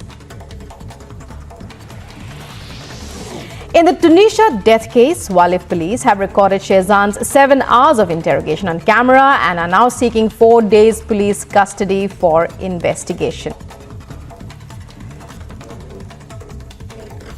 Walif police are investigating WhatsApp chats between Tunisha and Sheezan. The chat is of 250 to 300 pages, and police are looking for the reason for the breakup. Meanwhile, police have also put its focus on deleted WhatsApp with an accused's secret girlfriend. Walif police will write a letter to WhatsApp to retrieve this chat as well. Produce Sheezan Khan to the court, and police demanded 5 days custodies. We consent that 2 days custodies. That court granted. But the question is, police has also got some important evidences regards to WhatsApp chats. 250 to 300 pages of WhatsApp chats have been, in fact, recovered by police. No, this is not evidences. It's only Sheezan's chats is there. So police.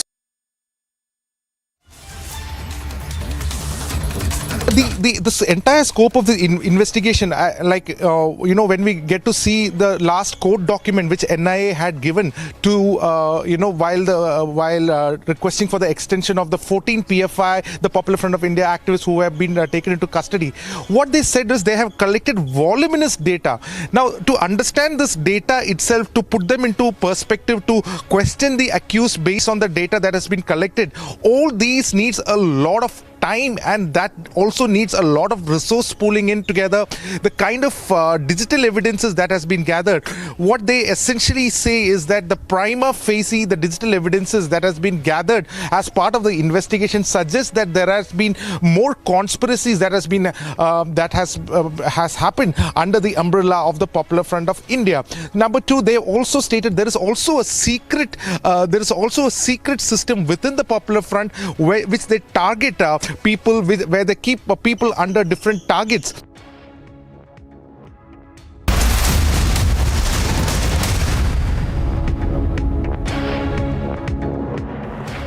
Ladies and gentlemen, good evening and welcome. Viewers, this is a breaking news broadcast, and joining me on this broadcast is Ridham Anand Bhardwaj from our studios in New Delhi, and we come to you with some fantastic news. You know, we've been telling you for a long time now that there was complete fabrication of evidence against Republic in the so-called TRP case. Now, 2 years back, Uddhav Thackeray, along with his henchman Parambir Singh, tried to fix Republic, and the whole Lutyens machinery called us TRP chores. In fact, if I'm not mistaken, Aaj Tak actually called us by that name. An elaborate ploy was put at work to shut down Republic, and they wanted the organization shut down. And today I have details of a CBI charge sheet, and the details of the CBI charge sheet are absolutely sensational. If you're watching this broadcast, I know that there has been an ED investigation into the matter which has completely exonerated Republic, but what you see in the CBI charge sheet is something that really tells us about the extent to which Uddhav Thackeray went to plot against Republic, the extent to which Uddhav Thackeray and his henchmen like Parambir Singh and Sachin Waze went to lie to the people. And this is becoming a case of malicious prosecution. The details that we are bringing to you tonight this afternoon, are not just a vindication of the truth. They're exposing the rotten epicenter of this whole plot, which was carried out by the Uddhav government. It exposes how Parambir Singh turned the police machinery into an instrument of intimidation, coercion and fabrication. And this is something that we are sharing with you. I have got all the details. Shawan has more details as well. Rhythm is with us. I can see KK Manan with us. I can see Subhash Jha with us. I can see Ratan Sharda with us. Ratan Sharda, the moment has come. We were all waiting for the CBI charge sheet in the TRP case. We've just got the full details about of this charge sheet. And Rhythm, should we hand it over to Shawan first to give us the details of what is in the charge sheet, and then we take it from there. Shawan, what do we know? We know that this charge sheet was filed. We know that the person who was the CEO of BARC at that time, Sunil Lulla, has been charge sheeted. But we don't know much else, so at least the viewers have not known much else. Let's start. What does it talk about the witness intimidation against, which was carried out to fix Republic? Can you give us details, please? Well, in fact, I'll just start with a small backgrounder so that our viewers understand how this entire investigation actually began, with the CBI basically filing its own independent FIR. And for the CBI, the mandate was not only to look into the state of Maharashtra, but pan-India, if at all there have been any sort of TRP manipulation. And that's where the starting point, the trigger point of this entire investigation was. Now, as they proceeded during the investigation, they found out that there was already an existing FIR that was registered by then Mumbai police, and that's when they actually stepped in. They got the details of the FIR, they got the details of the witnesses that were brought in by the Mumbai police, and they also summoned the same very witnesses that were called in by the Mumbai police. Remember, in the Mumbai police charge sheet that was filed, they specifically mentioned saying that there are multiple households in the state of Maharashtra, particularly roughly about 13 to about 14 of households in Mumbai itself. And the allegation was that they were being paid to watch Republic TV. Now, a stunning revelation that has now been made by the Central Bureau of Investigation in its charge sheet that was filed almost a month ago, in which they are clearly mentioning at least 8 of them that has been recorded under 164. And they're clearly making a mention of the fact that not a single household was actually paid by Republic TV. In fact, what is the biggest takeaway, the biggest fabrication which is now out in the open for everyone to see, is that Uddhav government, Mumbai police under Parambir Singh, had forced these witnesses to take the name of Republic TV. In fact, most of these households have gone on record to say that they were under stress. They were afraid of Mumbai police. And in fact, if you look at it, the entire conspiracy was actually hatched inside the Mumbai police headquarters. And what is even more shocking is that this was inside Parambir Singh's office. There, for the first time, this is something that even the enforcement director did not find in its investigation. The Central Bureau of Investigation has pinned down the role of Parambir Singh and the former CEO of BARC. They make a mention of that meeting that took place inside the Mumbai police headquarters, in which Sunil Lulla, Parambir Singh, and there were a few other officials of BARC who were present. And soon after that, it all began. That press conference that was taken by Parambir Singh, in which he makes a mention of Republic TV. All of this was decided in that particular meeting of Sunil Lulla and Parambir Singh, because soon after that, a notice was issued by the Mumbai police to BARC asking them to provide the forensic data audit. And in fact, they were specifically looking at targeting Republic TV. So much so, there are more details. I think so. In the course of this broadcast, we'll put out more details. But at least 8 such witnesses they've clearly mentioned. But I would say the biggest takeaway are 2 other things. One is that meeting that takes place inside Parambir Singh's office. Yeah. And second, if you remember the broadcast of that FIR that we had put out, that was specifically put out by you, in fact, Wazir was monitoring that. And he started putting pressure to BARC officials. They were all called inside. The big point, the big news point that we have regarding Republic is this. And is that there are 8 witness statements, Rhythm. And this is huge. Any lawyer will realize how big this is. And this is going to be precedent, because we should really file a case of malicious prosecution against Uddhav Thackeray's government and Parambir Singh now. And the people of this country will be with us.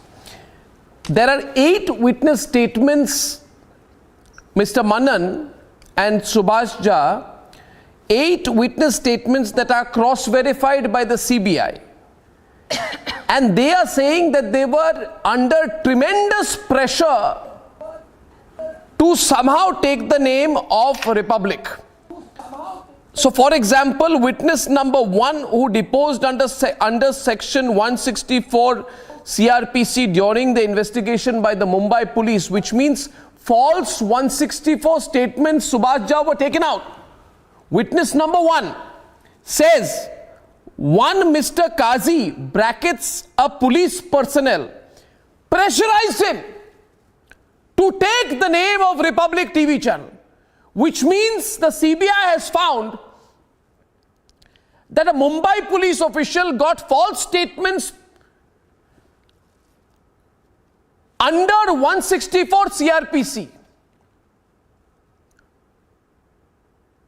What's the implication of this? And it's on record, Mr. Jha. It's all on record now.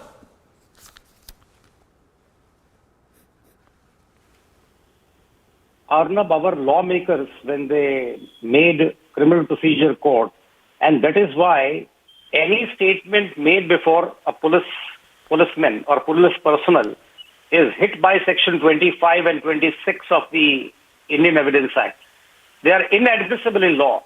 With the only exception is section 164. That is a guarantee because the statement of the witness is then recorded before a judicial magistrate. And there are checks and balances for recording such statements. And if statements under section 164 could also be manipulated as is writ large, then one can understand what about the quality of criminal justice system that we have in the city of Mumbai or at least in the state of Maharashtra. This is very, very shocking. Arnab, I may tell you, apart from the issue which you raised, there were multiple FIRs registered all over the country in different states. Uttar Pradesh was one of those states where FIR was registered. Uttar Pradesh government decided to transfer the case to the CBI. What prevented state of Maharashtra then also to toe the line of the state of Uttar Pradesh and request the CBI to investigate? They never requested the CBI to take over the investigation. They continued with the investigation in the state of Maharashtra, in Mumbai, with oblique and ulterior motive of framing you and your group, which writ large.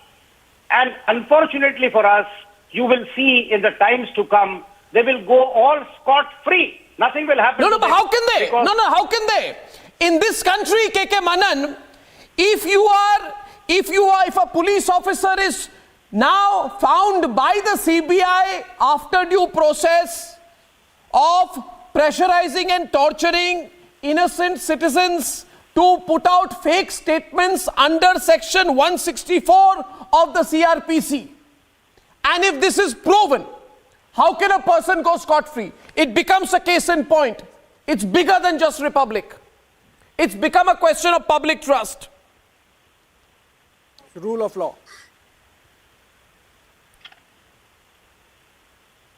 Mr. Manan, did you hear me?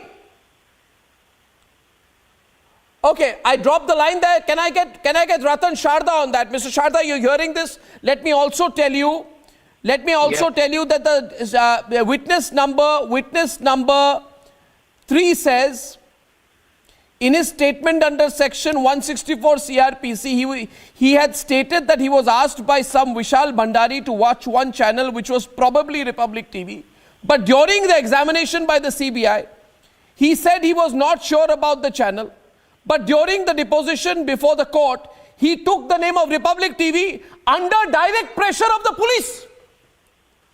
Under direct pressure of the police, Ratan Sharda. It is now on record. From day one, it was clear that this is a typical case of somehow trying to suppress and destroy Republic TV. It is one of the rare cases, especially in places like Mumbai, where you first make a case to destroy a TV channel and a standing of a person and the entire team, and then you fabricate evidence. When you fabricate evidence, there is naturally going to be some fallout somewhere. And when this is the only case, I think, when Paramveer Singh came on TV in a press conference trying to damn Republic TV. Did he come on the TV for SSR, murder or suicide? No. Did he come for Disha? No. Did he come for Palghar? No. But he did come for your particular case, which showed that the government was behind the entire case. And if you remember, we had clearly said that this is the government which is behind this entire game. A mere police officer does not dare to do it, especially one who has got a lot of black marks against his entire career. And then you had a police call from the cold to create more terror. When you see this entire sequence where the team of Republic TV, hundreds of people are victimized, persecuted, a small witness from a small household, how do you expect that person not to withstand the pressure? No person can withstand the pressure. No, when but it now comes it's from on the record police, that the pressure where was everybody's put. so scared. No, but now it's on record, Rhythm. The pressure was put. Rhythm. This calls for a big case from your side, where you should be asking for millions of rupees of damages. Absolutely, we will and we should. And also see to it they suffer persecution. We should. If We I should. can suffer persecution for perjury, why not police? We should. Police And is the biggest culprit. Paramveer thinks he is going to get away by withdrawing a ridiculous defamation case that he'd put against me. He withdrew recently because he realized he has no case. But if he thinks he's going to get away, he hasn't seen anything yet, Rhythm. Now the question here is, look at what the CBI says. I think the CBI should frame a case against Paramveer Singh and Sachin Waze as well now. Let's talk a little bit about the pressure, Rhythm, that was put. The many references to pressure that was put. I want you to quote them tonight to all our viewers. Arnab, so many... So Arnab, absolutely, in Mumbai, when they had taken 8 witness testimonies, all 8 of them, the words that they use are so shocking, because remember, he was the most important Mumbai police commissioner, and when they said that he put pressure, there were these stories that were coming out even then. But selective false media releases were being done by Paramveer at that time, and these statements were not being taken. And today, when witness number 4, and I think witness number 4 and what he says is so crucial, because he says, I made those statements under pressure. I was scared of the police. There was enormous pressure to take the name of Republic TV before the court. If you see witness number 5, she says the same thing. I was pressurized to take the name, I beg your pardon, of Republic TV. Very interestingly, the same words, different stress being said by witness number 7, Subhash Jha, Ratan Sharda, Mr. K.K. Manan. When witness number 7 says he was pressurized to take the name of Republic TV, and shockingly, and also talks about 1 minute, Rhythm, and also talks about stress. K.K. Manan, in one case, the witness says the police pressurized her. I'm repeating. The police pressurized her to take the name of Republic TV in a deposition recorded under section 164 CRPC, and goes on to say that she was under a lot of stress. Another person says he was under enormous pressure to take the name of CRPC before the court. This is perjury, but worse than that, this is forced perjury. This is perjury under intimidation. This is forced perjury under intimidation, K.K. Manan. The legal system in this country cannot say we are not going to take a look at what Paramveer Singh and his police did. This becomes a case in point right now. It is a case of forced perjury under tremendous intimidation by the police, and it is now come on record in the CBI charge sheet in the TRP case, K.K. Manan.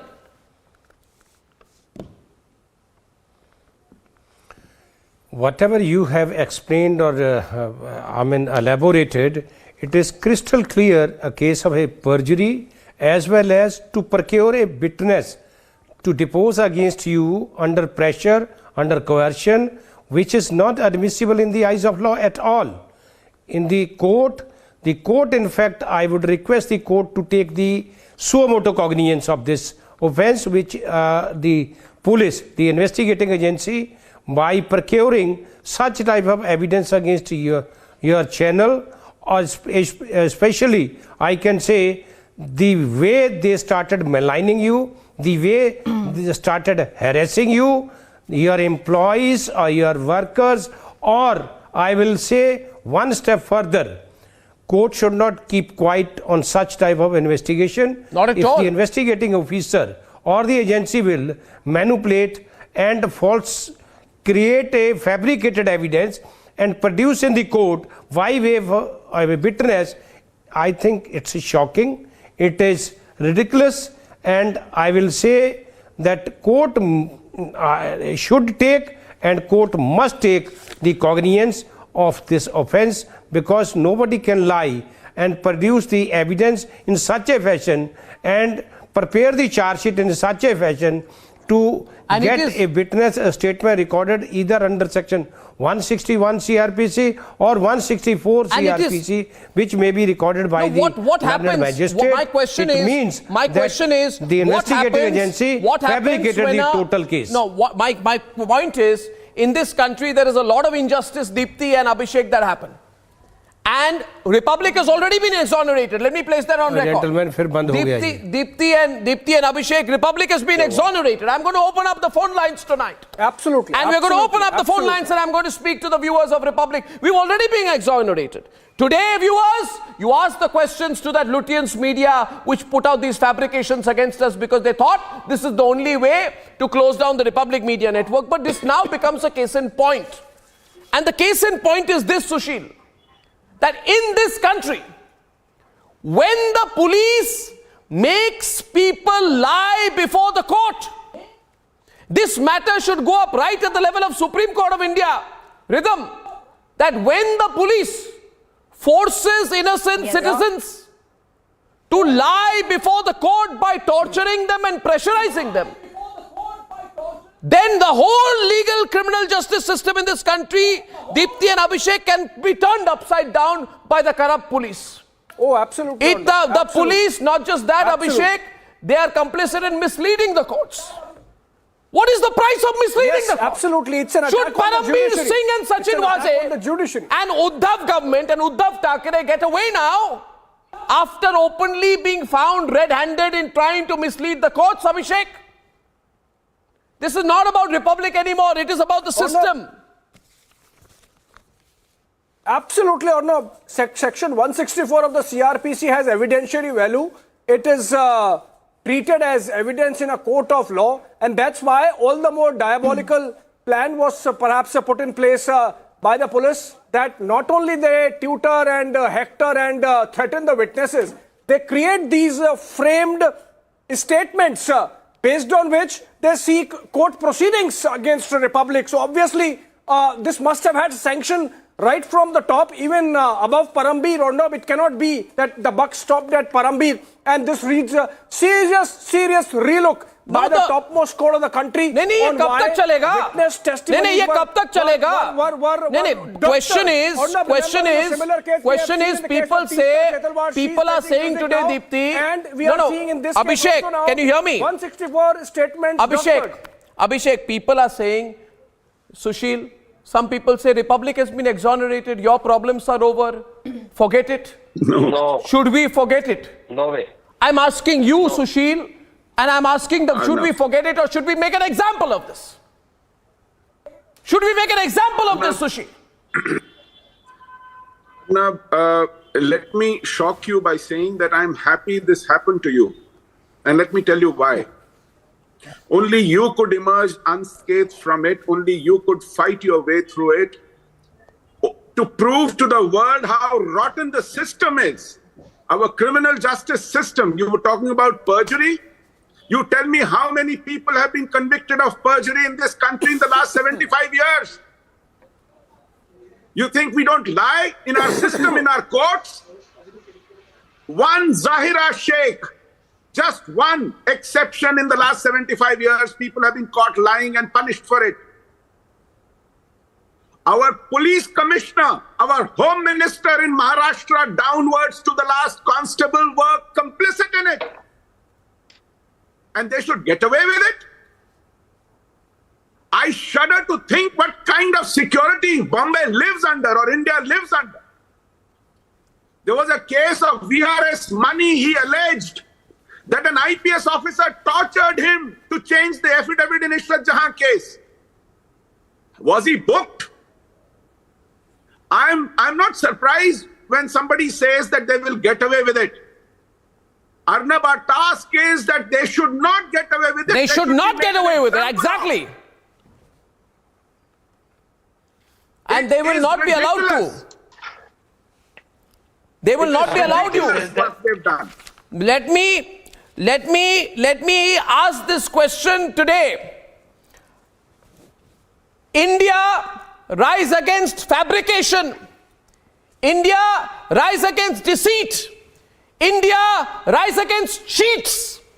India rise against people who continue to do this and think they will target the citizen.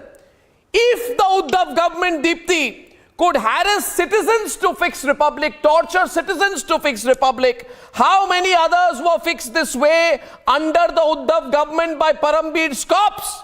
If the Uddhav government could intimidate witnesses to implicate an innocent media house, how many others bore the brunt of a weaponized state machinery?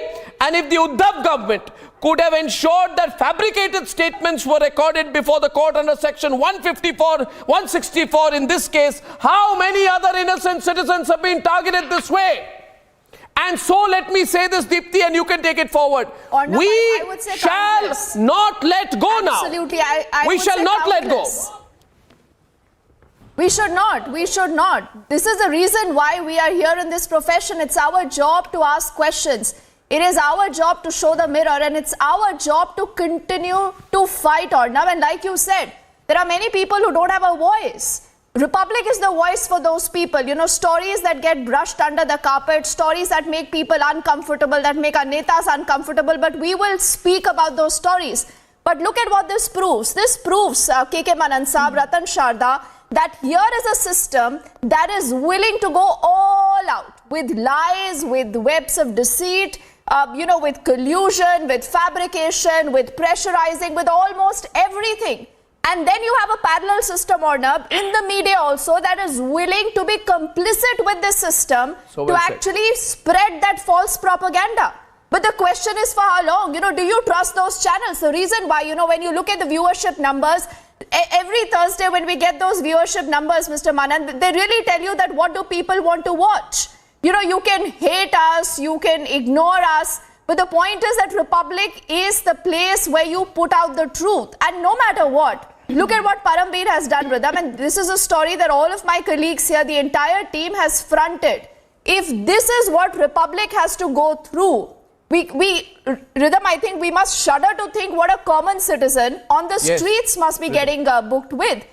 We've seen images coming out of the state of Maharashtra where you had an ex-Navy member, you would recall, and how you had the previous Aghadi government actually thinking they can cock a snook at the system. Something again, Rhythm, what Parambir Singh has done again, cocking a snook at the system because he thinks, Arnab, that he can get away. But it's our job to ensure that he does not. He absolutely does not. No, the essential point, and I want to bring it to Rhythm right now, becoming a case in point, and I think it will become a legal case in point as well, because what we have is a remarkable situation, Rhythm, good or bad, where a state government has been caught red-handed by India's highest investigating agency after a very detailed 2-year investigation of torturing witnesses to put false testimonies before a court of law. This case will I think, snowball now, Rhythm. Anyone from the field of law or investigation watching this will know this case will snowball. Rhythm. Yeah, absolutely. I think all the barriers were broken in this case, and I just want to go across two facts that were happening at that time, Arnab. If we statement that was given by Parambir and Sachin Vaze in 2021 to the ED, they said in the TRP case, the former Home Minister Anil Deshmukh wanted to arrest Arnab Goswami. I think that's the political vendetta angle that is so clearly being stated then. If we then go on to what was stated in even more clear terms, which harbors deep-rooted malice, it is the summoning that was done of officials, reporters, editors, COOs, CFOs of Republic TV. I remember Sundaram, our CFO, was interrogated for 45 hours. The smallest transactions were asked for. Niranjan was interrogated interrogated for over 17 hours. Abhishek was there for 7 hours. You yourself were there at the police station for several hours. We also remember, if we actually tie this to the 306 case, Arnab, when they arrested you, Sachin Vaze was not even in charge of the investigation, but he comes there. He comes there in that Scorpio that became very important in the Antilla case, and he was leading the investigation. Questions also emerge how the Alibag police was being led by this disgraced cop who was the right hand of Parambir Singh. But the most important thing we also remember, like you said, the courts of the country will now have to take note when a police state starts misusing its state machinery, like Justice Chandrachud had said in our case. If we as the Constitutional Court do not lay down and protect liberty, who will? It is time also to have protected the liberty of these people. No. But Rhythm. I want to narrow it down. I want to narrow it down. I want to tell the viewers this, Rhythm. We are going to now not let go. If Parambir Singh is watching this tonight or this afternoon, Uddhav Thackeray is watching, let the message go to them. We are not going to let go. You did something wrong. We are going to pursue the case against you till we get justice, because what you did was that you got fake testimonies put in a court of law. And Subhash Jha, these people cannot just let go by being stripped of the uniform. These people must be exposed and made to pay in a bigger way. I combine to the straight and narrow a fake testimony under 164 before a magistrate by the police to serve a particular interest, legal implication, legal consequence. Subhash. Arnab, let me tell you, I am in complete agreement with what Sushil has said and what Mr. Manan has said. But I disagree with Mr. Manan that courts are going to take any suo motu action. No, never. They will not do it. The one possibility which I feel, and that possibly is the only alternative which would be more effective, is to file a petition in the High Court or maybe in the Supreme Court, and tell the Supreme Court that if you want to really improve upon the criminal justice system, delivery system in the country, start making the erring police personnel or investigators accountable. They must pay for what they are doing to others. So let the CBI also investigate the role of Mumbai police personnel in framing the entire case as against Republic and others. And they should be prosecuted by the CBI. That should also be part of, or rather has been committed during the course of the same transaction, which was being investigated by the CBI. So let this angle be also investigated by the CBI and they be prosecuted by the CBI. Absolutely. Without a doubt out here. I'd like to open up to phone calls right now, ladies and gentlemen. The numbers will be on your screen. And just to say this, Deepthi, that if the Lutyens media cheered on this witch hunt of a news organization so they get more corporate gains, I think we'll look at it very, very legally right now, Deepthi. Fabricated statements. Rhythm, just stay on the straight, hard and narrow legal point, KK Manan. Legal system of India has been hoodwinked. The courts of the country have been hoodwinked. The truth has been hoodwinked. A police force has put a series of fabricated statements, and not one or two. The operational part is a multiplicity of operational statements, a multiplicity of fake statements, large-scale coercion, Mr. Manan. Large-scale coercion, a lot of people now coming out saying we were being tortured. We were being pressurized. We were under incredible stress. We were told to go and put a 164 statement out. Let's go into simply the implication of this, Mr. Manan. Simply the implication of this. Legally. Whether suo motu, whether we need to move the courts. You see that my learned friend, the panelist, was not agreed with me, but I'm asking myself, if the person was produced before a magistrate to get his statement recorded under section 164 CRPC by the investigating agency, and that statement was placed in the charge sheet before the learned court, and ultimately if the court find yes, it is a false statement made by that person, and that person said that under compulsion and he was under coercion, he made this statement, he was depressed or she was depressed, and for that purpose, who will take the cognizance? If the court will not take the cognizance, only then the aggrieved person in that particular case can make an application or can make a private complaint in that particular case. So again the court has to take the cognizance, whether it is the suo motu or on the complaint. But you have just seen this case, I am watching and seeing, and not this case, one case, thousands cases, especially in rape cases or in molestations cases where statement under section 164 CRPC used to be recorded. So it's not a new thing for me, but at least, and time and again I said on your channel, on other channels, even other platforms, and I am going to now arrange one seminar of all the bar councils of India to just for, we are recommending amendment in the CRPC, amendment in the what should Indian be done Evidence as far Act, as Parambir's well role as is in the concerned? IPC. I'm interested here as far as Parambir's role is concerned. Changes in this case. What about in this country Parambir? now? What about Parambir in this case here now? What is his? Should be taught a lesson in this case. Yes.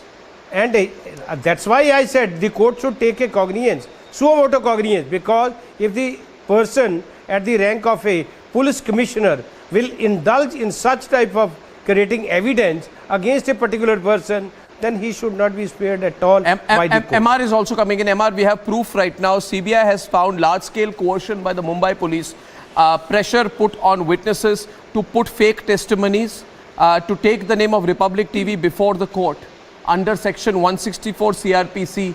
It's all in the CBI charge sheet. Legal and implications of this. We also always knew that this was a hoax, but now the exact modus operandi, which has large-scale legal ramifications, is before us.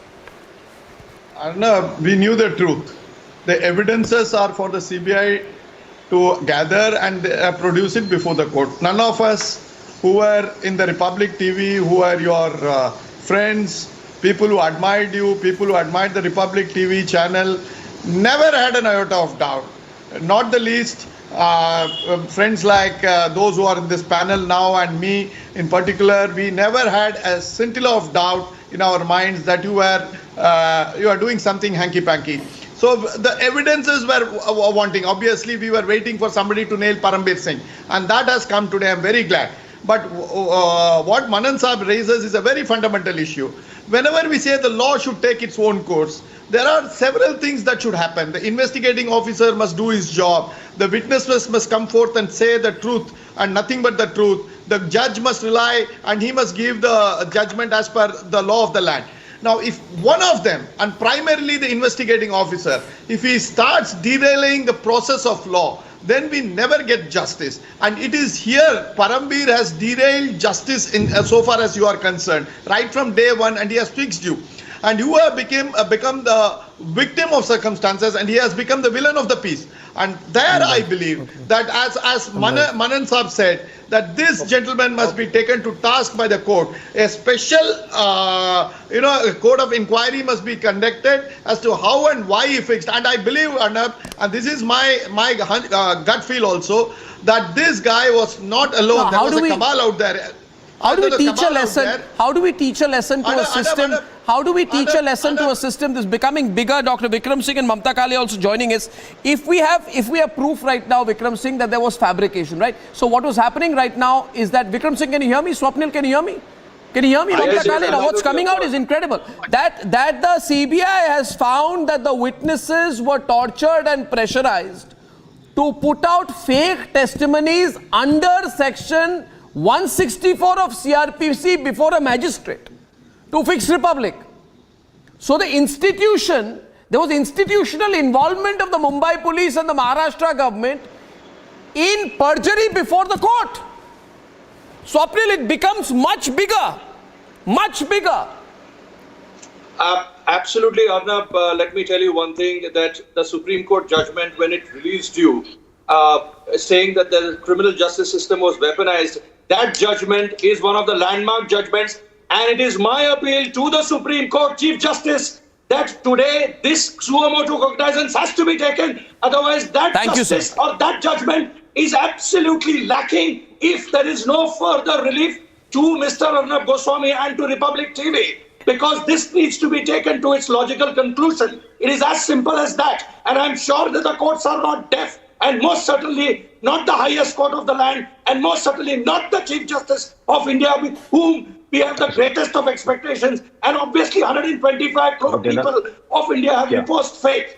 Now, as far as the media, this was a media juggernaut which was completely attempted to be derailed, but it was not fructuous at all. So if your Lordship are looking at this and are viewing this, and you all must take suo motu cognizance and try to initiate proceedings on your own under Article 142. You have the power, your Lordships. You all don't need to be told that. Also, it is my appeal to the President of India that under Article 143 of the Constitution, send an advisory or a patina of questions saying that to what extent can a media house tolerate the onslaught of the executive, and whether or not this is a question of derailing the fundamental pillar of democracy, which is a free press. That is the most important thing. Yes. And that is where the Supreme Court can come in. Or not, let me tell you, you have enough ammunition. I want to ask you and all the panelists a question here. If I can just ask you one question here, Swapnil. We've shown the 8 witnesses and shown how coercion takes place. We've shown how this was a malicious prosecution. I want to ask even Mamta Kale, Dr. Vikram Seth is here. Dr. Vikram Seth is someone who is a very esteemed part and continues to be of the police establishment. This is showing police atrocity. Now, what is so shocking is they investigated against us, they put up a case, and they are the people with the state machinery who was misusing it. So how can that investigation, Dr. Vikram Singh, even stand in a court of law today?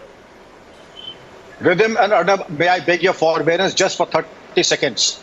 I have seen many miscarriages of justice, but if there ever was a gold medal, this case will take the gold medal for all times to come, the past, present and the future.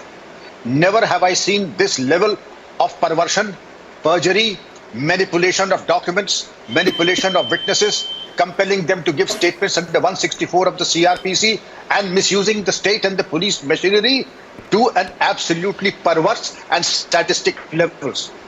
What happened to Arnab is, what can happen to lesser mortals like anybody else? If this can happen to Arnab Goswami and Republic Channel, what can happen to lesser mortals? Please don't live in an illusion. This is one example where the state machinery, if it decides to come down like a ton of bricks, they will not observe the rule book at all and tear every rule to shreds. And this is exactly what happened. It hurt all of us then, and I still have the scars, and I'm sure everybody who saw this miscarriage of justice wearing those scars even today. And unless this is undone, as Mr. Swapnil Kothari ji has mentioned, and I'm sure Mr. Manal will tell us a way out, punishment for those, there should be consequences for those who decided to play into the hands of the state machinery, something like the Nuremberg trials. Well, maybe not at that level, but at least this case deserves to be showcased and a white paper brought out and seen how the entire police machinery was complicit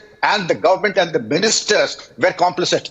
And to stop it all, a minister had the audacity to say that the top person in the Republic Channel, you will hear what happens to him in 3 days. I would not like to repeat those words of sadism and mischief and criminality at the same time. Each and every person who was a part of the larger conspiracy needs to be answerable, and there should be consequences, lest there is a replication anywhere in the state. My 36 years in the police and another 50 years thereafter, I have never seen a miscarriage of justice, manipulation of the rule book, manipulation of the laws in this manner to his own advantage. The police commissioner's office being used like the office of the godfather, the mafia chief, not by the police commissioner who had sworn to the constitution. He probably was sworn to perhaps feather his own nest and be loyal to the dishonorable and the illegal instructions of the political masters. What were his compulsions? It is for Paramveer to answer. I have not spared Paramveer because he was a disgrace. And I said then, and I repeat, that he was a disgrace to the uniform and to the IPS. There cannot be a worse specimen than Paramveer Singh. Let him come and speak out clean. And if there are approvers in the police department, I would appeal to them to come out with the truth. Give the affidavit in the court of law and come at least atone for the sins that you have committed. I just want to say this, Mamta, that we are going to fight this for a citizen right now, because many people are telling us right now it becomes a case in point. You know, you can either look at it this way, that okay, the case against Republic is more or less over. Of course, it's going to be closed up. Of course, the investigation will be closed. Of course, there's been so much injustice, it should be closed. But I don't want to let go at that, Mamta, because I think letting go will ensure that there will be more Paramveers and more Uddhavs and more Sachin Wazes in the future. If we say we have won, which is why I think I'll change the hashtag from Republic wins, Uddhav loses. The appropriate hashtag is hashtag Uddhav fabricated evidence. The appropriate hashtag is MVA fabricated evidence. The appropriate hashtag is Paramveer fabricated evidence. Now the question happens, if you can fabricate evidence against India's leading television and digital news organization, then imagine, Mamta, how you can fabricate citizens any number of evidences against any number of citizens. This is a case of perjury. Lying before the court. The people don't want to lie before the court, but you torture an innocent citizen. You threaten them and their families with God knows what, and you tell them that if you do not lie before the courts, then we will not let go of you. And the people, now that the government has changed, are coming out and saying there was so much pressure on us that we were forced to lie before the court. When the police makes innocent citizens lie before the court, can such police and such political parties, can such governments ever be forgiven? This becomes a fight for the people, ladies and gentlemen. For the people. It's no longer about justice for Republic alone. Mamta Kale. Thank you so much, Arnav. I 100% agree with you. This is unbelievable, unthinkable. This is criminal, you know, and there is no question of forgiving these criminals. As far as Paramveer Singh is concerned, he is a key conspirator in this case.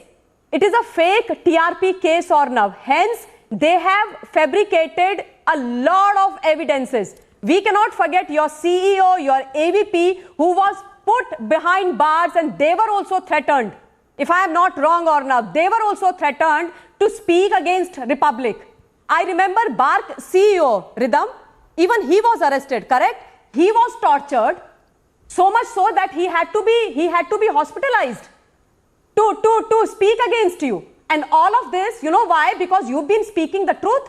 And as you correctly said, you are the leading journalist, leading news channel of India.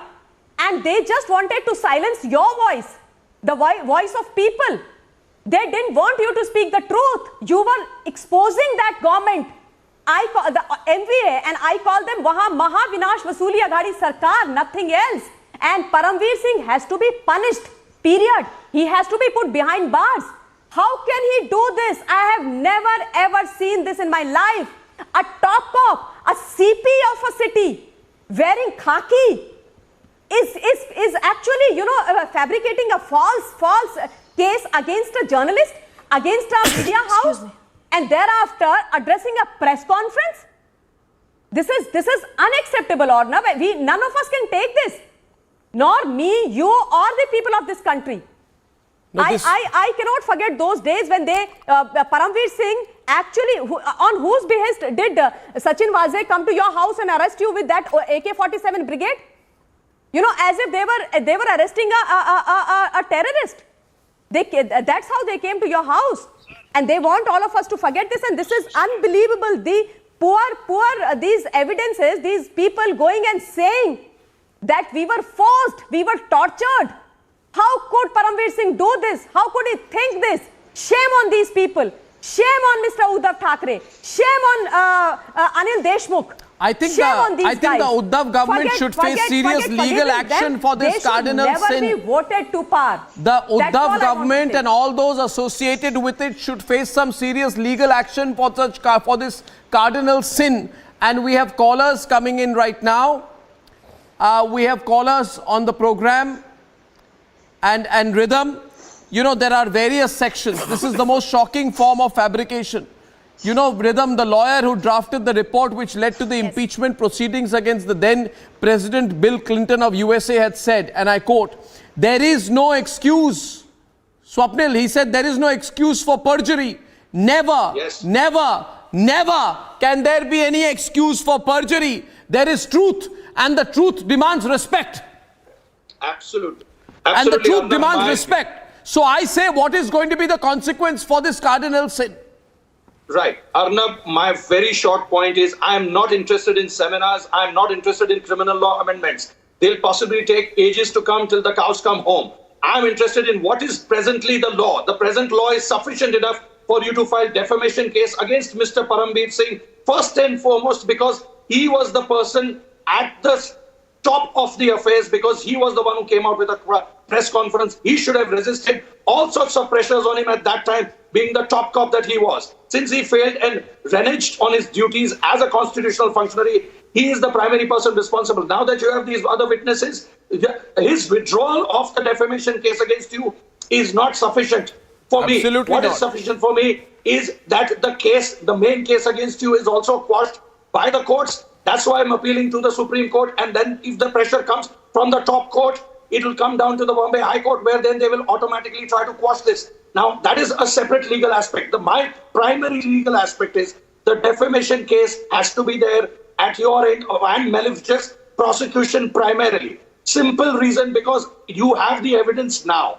I was waiting until you get an order in your favor where, you know, the case of TRP is completely over against you. But now I will not wait, because there is sufficient evidence to run parallel in a court of law as far as this is concerned. And any stooges of Mr. Parambir Singh along with him, whoever they were there, must be taken also as the accused in that particular case. I'm talking pure legal stuff. I'm more interested in Mr. Parambir Singh and his stooges for the simple reason that he ought to have exercised more mature or more appropriate a judgment, which he failed to exercise at that time. Unless and until he has any other reason to say, which I do not see any justification for that whatsoever. No, he's liable. He can't say, no, I was just the commissioner, some police officer did it under me. No, he's liable. He's liable. He's the commissioner of police. How is he not liable? Absolutely. Vikram Singh, is he not liable? Can he say, no, Wazir is the bad guy, I'm the good guy? What Swapnilji says, that he should take an ethical, he was expected to take a principled stand. Mr. Singh, just let me finish. Mr. Singh, please, may I request you? I just want to finish that point. He is both civil liable and criminal liability as far as this aspect is concerned. Primarily civil liable because 1,000 hours of Republic TV have been wasted. Several people have been picked up from their walks. You have undergone the worst form that any media channel. And that is the reason why I'm looking at this as a larger case, not just the case of Republic TV. This is something which is more important. This is a larger case where this needs to be looked at by the Supreme Court. When you are arresting and also people, by the President of you are India. summoning This the is entire extremely channel important. and its people. You are putting 1922 British archaic laws against the channel. When you're picking up the CFO and interrogating him for 45 hours, asking him the most absurd details about transactions, when you're trying to harm the investors and the advertisers by asking and summoning them for 8 hours, it is not just civil liability, it is criminal defamation, it is criminal liability, and this needs to be punished not under only the laws that govern the police, but also the state machinery, because they were together in a nexus along with the media that was trying at best to try and get gleeful pleasure from a malicious prosecution. Dr. Vikram Singh, Mr. K.K. Manan, you wanted to make a point. So, Mr. Manan, I just ask you one thing. As one of the topmost criminal lawyers in the country, what are the kind of punishments that can be given to police officials when there is no accountability to law from them in their official duty? You see, so far as punishment is concerned, that is not much in perjury. But I was thinking while sitting that whether it comes under the preview of contempt also or not. Because in perjury, it will take time to conclude the matter, but in a contempt, I think that it will not take much time. But it's a 50-50 case, but I will go through it, that whether contempt is equally made out or not against him. So, perjury is You may think that perjury is a very big thing, but in the IPC, perjury is not a very big issue, and it is very difficult to prove it. Tomorrow they may come with another plea, this and that. But ultimately the question is before the court. It will be before the court.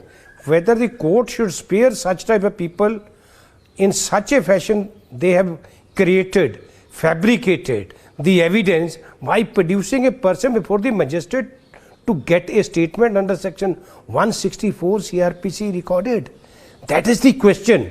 Even they have undermined the judiciary also, because they have not thought even once while producing a person to get his statement recorded before the magistrate that he may disclose before the magistrate. Even usually before recording the statement under section 164 CRPC, that magistrate usually asks the questions whether you know the consequences, whether you are telling the truth, you know that you have come before a magistrate to make a statement, for what purpose you have come. Number of questions used to be put by that magistrate. If she would have or he would have disclosed it that he has come or she has come under pressure of the police, then that magistrate should have either recorded the statement, if recorded, mentioned it that she made a statement under coercion. But all these questions are at the time of trial. But it is a case where the court should take the cognizance. At least if the court will not take, though it has come in the CBI's report. The CBI also made a complaint and made the reference before the learned court, where they have to either file the final charge sheet or the charge sheet. We got a couple of callers right now. I just want to take them in. Just one point. Just one. Let's take the callers in. Who's on the line, please? Amit Merchant from Pune. Amit, you've been holding for a long time. What do you think? Thank you so much, Mr. Arnav, and hats off to Republic, the whole institute and the team, and you especially for being the strong base and pillar of the institute. Now, the question is that when the whole nation knows the truth, whether it's SSR case, whether it's Disha Salian case, is there an amendment to be made in the law where CBI can take its own route or something, where they could bypass the powers, men in power, where SSR and Disha Salian case is concerned, when TRP case is concerned, when so many other cases are concerned, or do they have to follow a certain protocol? Well, I take that. Take that to MR. What do you think, MR? MR, would you like to answer that? Amit's question, you heard? Yes, I did hear it. This matter, I think the court should suo moto take cognizance of the entire thing. Yeah, it's gone too far. Put an SIT, and it is not a breakdown of one individual. It's a systemic breakdown. Now, with the Commissioner of Police of Bombay, who is one of the most important cities of this country and an important personality of entrusted with the task of maintaining law and order, manufactures evidence, you start losing faith in the system. This is a systemic breakdown. It must be done with some sitting Supreme Court judge, and probably it cannot be done on a rush of blood that we say something. It must be done, and justice must be done to you. There are two issues. A systemic breakdown must be addressed. A justice must be done to you and to the Republic channel. Both are to be done concurrently. It cannot be diverse from each other. But the larger issue of a systemic breakdown, yes, we can look at it later on. But to you, I think, either under 482 or under Article 142, the courts must take cognizance of the entire train of events, and then they may come to a conclusion that this is what needs to be done. Yeah. And let me tell you, Parambir needs to be punished. There is no two opinions about it. Parambir has to be punished in a manner known to law. Parambir, Vaze, Kazi, all of the lot. Parambir, Vaze, Kazi, Uddhav, Anil Deshmukh, everyone responsible for this fabrication. Evidence. Everyone, all of them. All of them. Yeah. There's no letting go here. And Arnav, I would also say that this is a golden chance for you to see that the system is cleansed. And God has given you this opportunity, Arnav. Don't let it go. This is my humble suggestion to you. I thank you for that. Now, handing over to Deepthi and Abhishek and Rhythm to take it forward. I'm just going to take a few phone calls. And viewers, I'm going to be back at 7 o'clock on the Hindi channel on Puchta Hai Bharat this evening on this very issue. And Deepthi, Rhythm and Abhishek, over to you for a minute. Yes. Yeah. Yes, so before we take another caller, Rhythm, why don't we take one quick question with Swapnil? Yeah. Yes, Abhishek, you want to add something? No, I was just saying, the possible sections of the IPC so what we'll do, Rhythm, is Parambir Singh can be tried, Okay, Abhishek, for just one moment, if we can actually go across to a caller who's calling in, Deepthi. Janki Ram Sharma is with us. Janki Ram Sharma, you've seen what was happening. What are your comments, sir, on what took place in Maharashtra under the very shocking leadership of Parambir Singh? And, of course, the political establishment at that time. Hello, and a very good evening to all of you. I have been observing the right from the year 2020, if I remember right, or 2021, last October. I'm just sorry, I forgot the time and the month. But then it was shocking, to say the least. What ought to have happened was the political dispensation, the center should have intervened. Now, the whole, the whole idea or the schematic, what we have in the Constitution, is a federal state. It's different, we are different. But then it's something that goes wrong, which is totally fundamentally wrong and very, very, very, wrong in principles, that the constitutional head, be the President of India or the executive head, the Prime Minister of India, should intervene suo motu. If they can't, because of political reasons, which they will not, at least the Chief Justice of India, the Supreme Court, can intervene.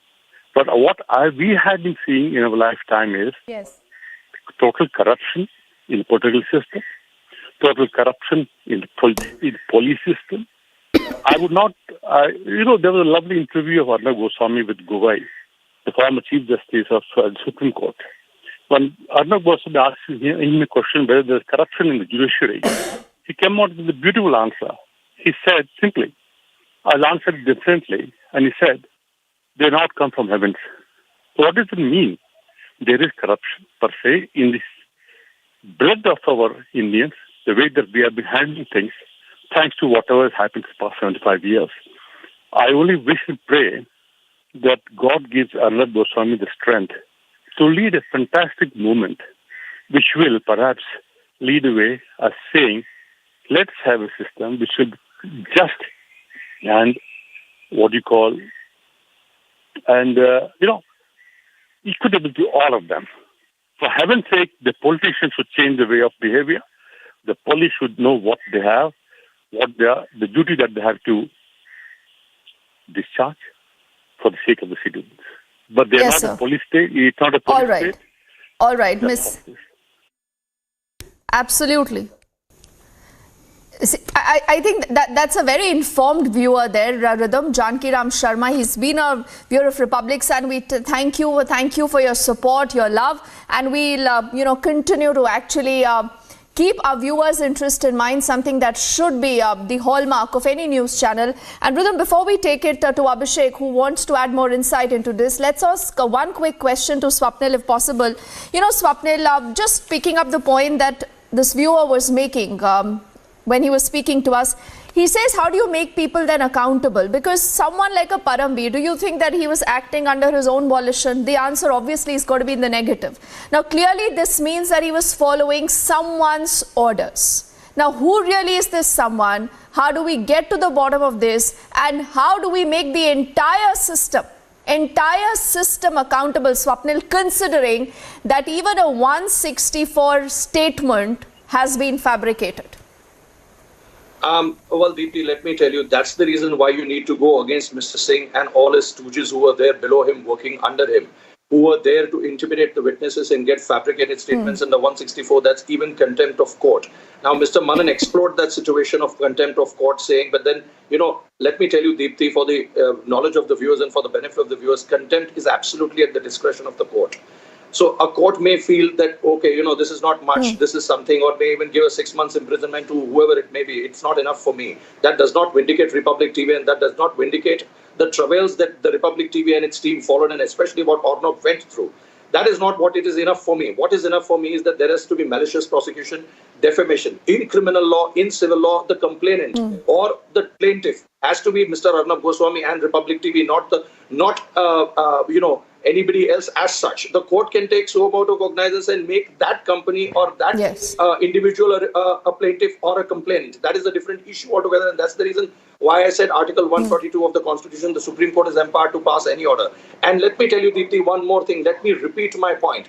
The judgment of the Supreme Court giving liberty and bail to Arnab Goswami is not enough for me.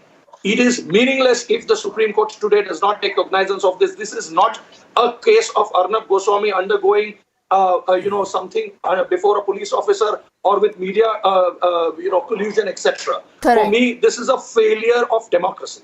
There is a complete gross failure of state machinery. This is where, that is the reason why the court needs to take cognizance of it, because the Supreme Court is the final protector of the Constitution and its fundamental values, of which free press is one. Because free press, as Justice Hugo Black said, is not for those who